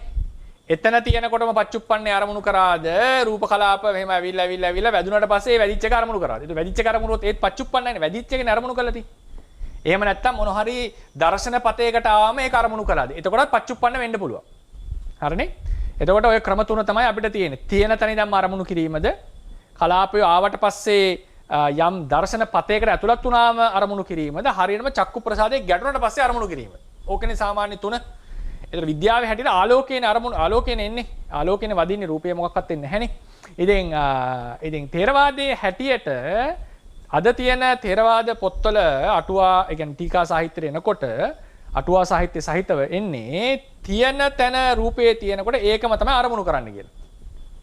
ඒකම තමයි අරමුණු කරන්න කියලා. ඉතින් අපි විද්‍යාත්මකව බැලුවම ආලෝකය එනවා වර්ෂ ගානක්. එතකොට අපි දකින්නේ අවුරුදු ගානක සිද්ධියක්. හරිනේ? ඉතින් මම මේ දෙක මිශ්‍ර කරන්න කැමති නෑ. මම එතකොට කෙලින්ම තියන්නේ ථේරවාදයේ මෙහෙමයි කියන්නේ විද්‍යාවේ මෙහෙමයි කියන්නේ. ඒ දෙකටම මොකක්ද මේ සම්ප්‍රදායන් දෙක විස්තර කිරීම විතරයි මගේ යුතුයකම. ඉතින් කවුරු හරි මේක මිශ්‍ර කරන්න උත්සාහ අපි හිතමුකෝ රූප කලාපයේ ඇවිල්ලා වදින එක අරමුණු කරා කියලා අපි කවුරු හරි තේරවාදයේ විද්‍යාව මිශ්‍ර කරලා කතා කළොත් මිශ්‍ර කිරීමකින් කතා වුණොත් එන කලාප තමයි පේන්නේ. එතකොටත් ඒ පැමිණි කලාපය අරමුණු කරන වෙලාවේ ඒක විද්‍යමානයිනේ. ඒ පැමිණි කලාපේ බිඳි හරි අවුරුදු ලක්ෂ ගානක ඉඳන් එන එකක් වෙන්න පුළුවන්. කෝටි ගානක ඉඳන්. නමුත් ඒ අරමුණු කරන වෙලාවේ පච්චුප්පන්න නිසා ඒකට පච්චුප්පන්නයක් කියලා කියන්න පුළුවන්. හැබැයි ඒක අතීත රූපයක ඉඳන් පැවතෙන પરම්පරාවක්. එතකොට අතීත රූපයේ ස්වභාවය තමයි පේන්නේ අපිට. ඒ ක්‍රමයට ගත්තොත්. එතකොට හැබැයි තාම අරමුණු කරන වෙලාවේ පච්චුප්පන්න නම් පච්චුප්පන්න කියන සංඛ්‍යාවට යනවා. දැන් උදාහරණයක් ශබ්දය. ශබ්දය කියනකොට ශබ්දයේ තේරවාදීන් විස්තර කරන්නේ මොනවද හට ගන්නවා. හටගත්තම પરම්පරාව වශයෙන් මේක එනවා. પરම්පරාව වශයෙන් මේක එනවා. ඉතින් ඒකෙත් පොඩි මත දෙකක් තියෙනවා. දැන් සාමාන්‍ය පිළිගත්තත් પરම්පරාව වශයෙන් එනවා. එතකොට ඔරිජිනල් શબ્දය ඉවර වෙලා ඉවරයි. પરම්පරා එක තමයි එන්නේ දැන්. ඒ එනකොට සෝත පතේට ආවම ඒක සෝත ප්‍රසාදයට සංවේදී වෙනවා. එතකොට ඒ අරමුණු කරලා තියෙන තාම පච්චුප්පන්න එක. පච්චුප්පන්න කියලා කියන්නේ ඒ වෙලාවේ තියෙන શબ્දය. හැබැයි ඒක ඔරිජිනල් එකේ પરම්පරාවේ තියෙන. ඒ විදිහට ගත්තොත් අපි හිතමුකෝ ආපු ආලෝකයක් අරමුණු කළත් මහත්මයා ඒ වෙලාවේ අරමුණු කරපු රූපය අනුව පච්චුප්පන්නයි කියන්නට පුළුවන් ධර්මපරියායක් ගත්තා. හැබැයි මේක අපි මිශ්‍රණයක් මේ කරන්නේ. ඉතින් ඒ නිසා මේ මිශ්‍රණය කරත් පච්චුප්පන්නයි කියලා ගන්න අයිතියක් තියෙනවා. හැබැයි ඒක මේ තේරවාද පොත්වල ඉඳලා මම කතා කරොත් ඒක වෙනම කතාවක් තියෙනවා. ඒ කියන්නේ මුළු ශරීරයේම කර්මජ රූප තියෙනවා මෑණියෝ. ඒ කර්මජ රූපයක මරණය නිරුද්ධ වෙනවා. ඒ කර්මජ රූප අතර තියෙන එක සන්තතියක් තමයි භව සන්තතිය කියලා කියන්නේ. ඉතින් මේ භව සන්තතිය හැමතැනම තියෙනවා. ඒකේ බලපෑම නිසා තමයි සාමාන්‍යයෙන් අපි දැන් ගත්තොත් එහෙම අස්තියක් වුණත් කාන්තා අස්තියක් පුරුෂ අස්තියක් කියලා වෙන් කරගන්න පුළුවන් උනේ ඒ හැමතැනම භව සන්තතිය තිබිච්ච නිසා. හැබැයි භව සන්තතිය මරණයෙන් කෙලවර වෙනවා. ඒ භව රූපයේ තියෙන බල ක්‍රමය තමයි ඒක නිසා අනිත් සියලු රූප වලට ඒ භව රූපයේ බලපෑමක් ඇති වෙනවා. ඒ නිසා ඍතුවෙන් හටගන්න තේජෝ ධාතුව නිසා කර්මය නෙවෙයි නිකන් හටගන්න ඍතුවෙන් හටගන්න රූපවල පවා අර භව රූපයේ බලපෑමට ලක්වීම නිසා යම් ස්ත්‍රී භවක් පුරුෂ භවක් පේන්න පටන් ගන්නවා. ඒ නිසා තමයි ඒක තියෙන්නේ. අපි ඔක භව රූපය කියන මාතෘකාවට මම දීර්ඝ විස්තරයක් ගන්නවා.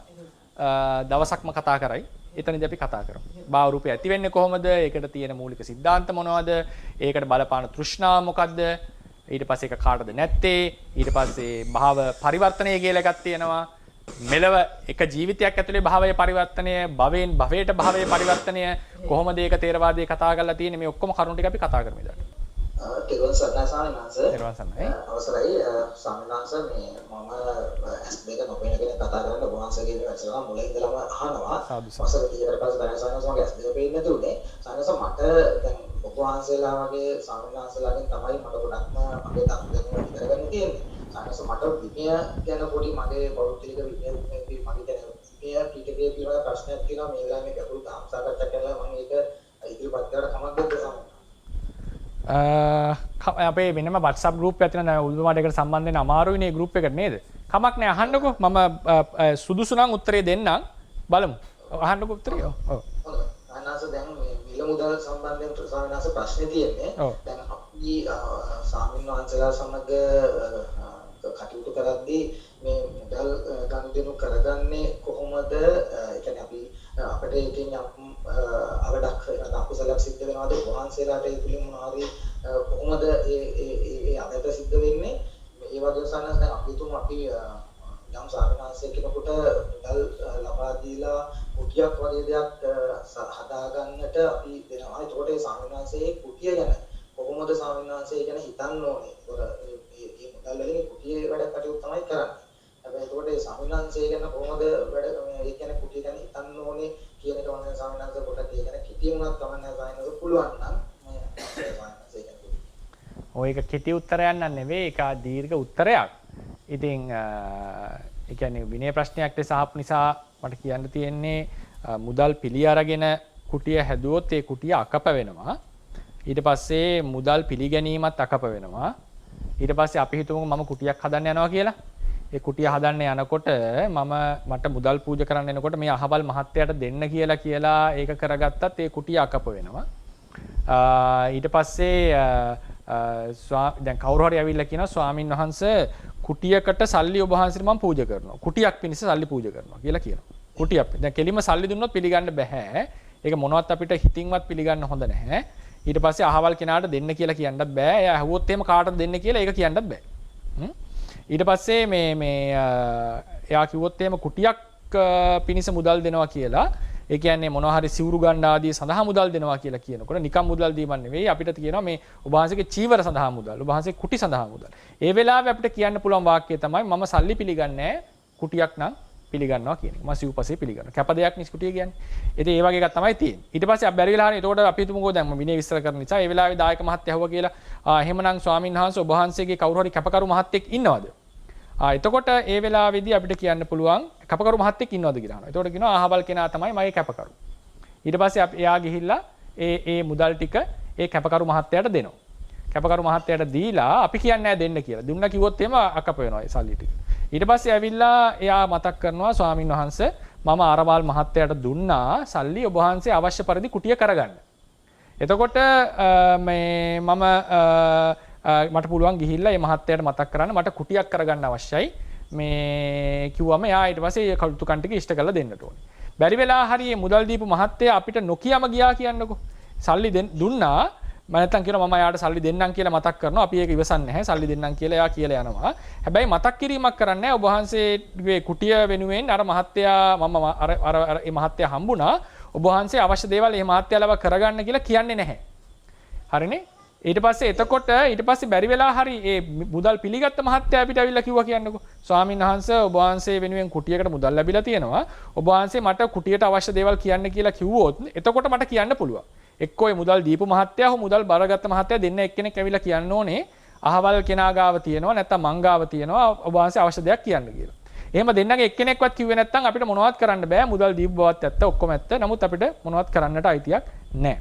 හැබැයි ඊට පස්සේ දැන් දෙන්නගේ එක්කෙනෙක් හරි ඇවිල්ලා කිව්වොත් ඒ මහත්තයා හරි ඇවිල්ලා කිව්වොත් එimhe ඔබ වහන්සේ වෙනුවෙන් සල්ලි තිබ්බ නැත්නම් ඔබ වහන්සේ වෙනුවෙන් මම සල්ලි දීලා ගියා නැත්නම් දෙන්න කලින් කියනවා ඔබ වහන්සේ වෙනුවෙන් සල්ලි ටික මම එතන තියනවා ඔබ වහන්සේ අවශ්‍ය වෙලාවට මේ මහත්තයාගෙන් ඉල්ල ගන්න කියලා. එතකොටත් අපිට ගිහිල්ලා කතා කරන්න පුළුවන්. හැබැයි අපිට කියන්න බෑ මේ සල්ලි වලින් කුටියක් හදන්න කියලා. අපිට අහන්න පුළුවන් කොච්චර මුදල් ප්‍රමාණයක් ලැබිලා තියෙනවද. ඊට පස්සේ අපිට කියන්න මට කුටියක අවශ්‍යතාවයක් තියෙනවා මේ දේවල් මට අවශ්‍යයි කියලා. එතකොට මේ මහත්මයා අපිට ඒ ටික කරලා දුන්නොත් ඒ ටික කැප වෙනවා. ඕක තමයි සාමාන්‍යයෙන් මුදල් සම්බන්ධයෙන් අපිට තියෙන ශික්ෂාපදය. ඉතින් ඒ විදිහට කවුරු හරි කුටියක් ස්වාමීනාස කෙනෙක් කරගත්තොත් ඒක සම්පූර්ණයෙන් කැප කුටියක් බවට පත් වෙනවා. නැත්තම් මුදල් පිළි අරගෙන එහෙම නැත්තම් ඒක නොකියු දායකයන් ලවා සංවිධානය කරගෙන හදලා දෙන්න කියලා මට. ඊට පස්සේ එහෙමත් නැත්තම් මොනවද මුදල් එනකොට අහවල් මහත්තයාට මුදල් ටික දෙන්න කියලා කුටිය කරගෙන මේ ඔක්කොම ගෙම්මම කුටිය අකප වෙනවා. හැබැයි ඕකේ තව වෙනසක් තියෙනවා. චීවර පිණ්ඩපාත කියන දෙක සම්බන්ධයෙන් භික්ෂුන් වහන්සේලාගේ විනය ටිකක් සැරයි. එතකොට චීවර සහ පිණ්ඩපාත සම්බන්ධයෙන් අපිට මොකක්වත් ඉඟියක්වත් කරන්න බෑ. උදාහරණයකට කියන්නේ පිණ්ඩපාතේ යනකොට ගෙදර අයට ඇහෙන්න කියලා හයියෙන් අඩියවත් තියන්න හොඳ නැහැ. කෑරීම් වගේවත් කරන්න හොඳ නැහැ. ඒ සංකේතයක්වත් දෙන්න බෑ. හැබැයි කුටි සෙනසුන් සම්බන්ධයෙන් ශික්ෂාපදයේ තියෙන්නේ සංකේත දෙන්නට පුළුවන්. ඒ කියන්නේ උදාහරණයකට ස්වාමීන් වහන්සේ කෙනෙක්ට කියන්න පුළුවන් මට කුටියක් හදන්න අවශ්‍ය වෙලා තියෙනවා පින් කැමැත්තෝ උදව් කරන්න පුළුවන්. උදව් කරත්වා. එහෙම නැත්නම් කුටියක් හදන බවට ඉඟියක් ලබා දෙනවා. මට කුටියක් අවශ්‍ය වෙලා තියෙනවා කියලා. ඒ වගේ හැබැයි කියන්න බෑ මට කුටියක් හදලා දෙන්න. කුටියක් පූජා කරන්න. එහෙම කිව්වොත් එහෙම ඒක විඤ්ඤාතියට යනවා. එතකොට සීවර සහ පිණ්ඩපාත වලට ඉඟිවත් කරන්නට බෑ නොපැරවූ දායකයන්ගෙන්. මේ ඔක්කොම තියෙන නොපැවරූ කියන එකේ තේරුම තමයි කවුරු හරි දායක මහත්තයෙක් ඇවිල්ලා කියනවා ස්වාමීන් වහන්සේ අවශ්‍ය දෙයක් මට කියන්නකෝ. අවශ්‍ය දෙයක් මට කියන්නකෝ මම උදව් කරන්නම් මේ සිව්පසෙන් කියලා කිව්වොත් ඒ වගේ කෙනෙක්ට අපිට කියන්න පුළුවන් කුටියක් හදලා දෙන්න මට අවශ්‍යයි ඔක්කොම කියතයි සිවුරක් අවශ්‍යයි. එහෙම නොකියපු අය ගැන මේ කියන්නේ. සද්ධාවන්තයි හැබැයි කියලා නෑ අවශ්‍ය දෙයක් කියන්න කියලා. ඒ වගේ කෙනෙක්ට සේනාසන සම්බන්ධයෙන් ඉඟි කරන්න පුළුවන්. ඒ කියන්නේ මතක් කිරීමක් වගේ. හැබැයි කියන්න බෑ හදලා දෙන්න කියලා. බෙහෙත් සම්බන්ධයෙන් ගත්තොත් අපිට ගිලන් වෙච්ච වෙලාවක තවරපු හෝ නොපරපු ඕන කෙනෙක්ගෙන් අපිට කෙලින්ම ඉල්ල ගන්න පුළුවන්. හැබැයි මේ කිසිවක් වළංගු නැහැ අවශ්‍ය නැහැ. ඥාතීන් ලේ ඥාතීන් තමන්ගේ අම්මා තාත්තා සහෝදර සහෝදරියන් මාමා නැන්දා ලේ ඥාතින් වෙන අයගෙන් අපිට කෙලින්ම මුදල් ඉල්ලන්න බෑ. අපිට කෙලින්ම කියන්න පුළුවන් මට කුටියක් කරගන්න අවශ්‍යයි, මට අහවල් මේක කරගන්න අවශ්‍යයි, සිවුරක් අවශ්‍යයි කියලා ලේ ඥාතින්ට කෙලින්ම පරිහාරය තියෙනවා, අවස්ථාව තියෙනවා. හැබැයි පැවරූ දායකයන්ටත් ඒ අවස්ථාව තියෙනවා. ඊළඟට විශේෂයෙන් මතක් කරන්න ඕනේ ස්වාමීන් වහන්සේ කෙනෙක් තනියම තමන් වෙනුවෙන් කුටියක් කරනවා නම්, කරලා දෙන දායකයෙකුත් ඉන්නවා නම් ඒකේ තියෙනවා කුටි වස්තුව දේශනා කරනවා කියලා විනය කර්මයක්. ඉතින් ඒකත් උන්වහන්සේලා කරන්නට ඕනේ. එහෙම කරේ නැත්නම් ලොකු අවතකටපත් වෙනවා සංඝාදිශේෂයක් කියලා. ඉතින් කවුරු හරි ස්වාංශ කෙනෙක්ට ඒක දැනුම නැත්නම් ඒකත් මතක් කරලම කරන එක ඒ ස්වාංශලාට කරන ලොකු උපකාරයක්. මොකද කුටි වස්තුව දේශනා කරනවා කියලා එකක් තියෙනවා. ඒක මම විස්තර කරන්න යන්නේ නැහැ. ඒ විනය කර්මයක් උඩ ඒක කරොත් තමයි ඒකෙන් මේක සම්පූර්ණ. ඒක කරලා තියෙන්නේ ගොඩාක් අර්ථ හිතලා තමයි බුදුරණන් වහන්සේ කරලා තියෙන්නේ. තනියම තමම කුටිය හදා ගන්නවා නම් දායකයෙක් නැතුව ගමේ පිරිසක් එකතු කරලා දඬු වලින්. එතකොට කුටි වස්තුවක් දේශනා කරන්න ඕනේ. කුටිය ප්‍රමාණයකුත් තියෙනවා. ඒ ප්‍රමාණය ඉක්මවන්නටත් බෑ. ඒක තමයි සාමාන්‍යයෙන් කියන්න තියෙන කුටි සම්බන්ධයෙන්. පැහැදිලි වුණා නේද?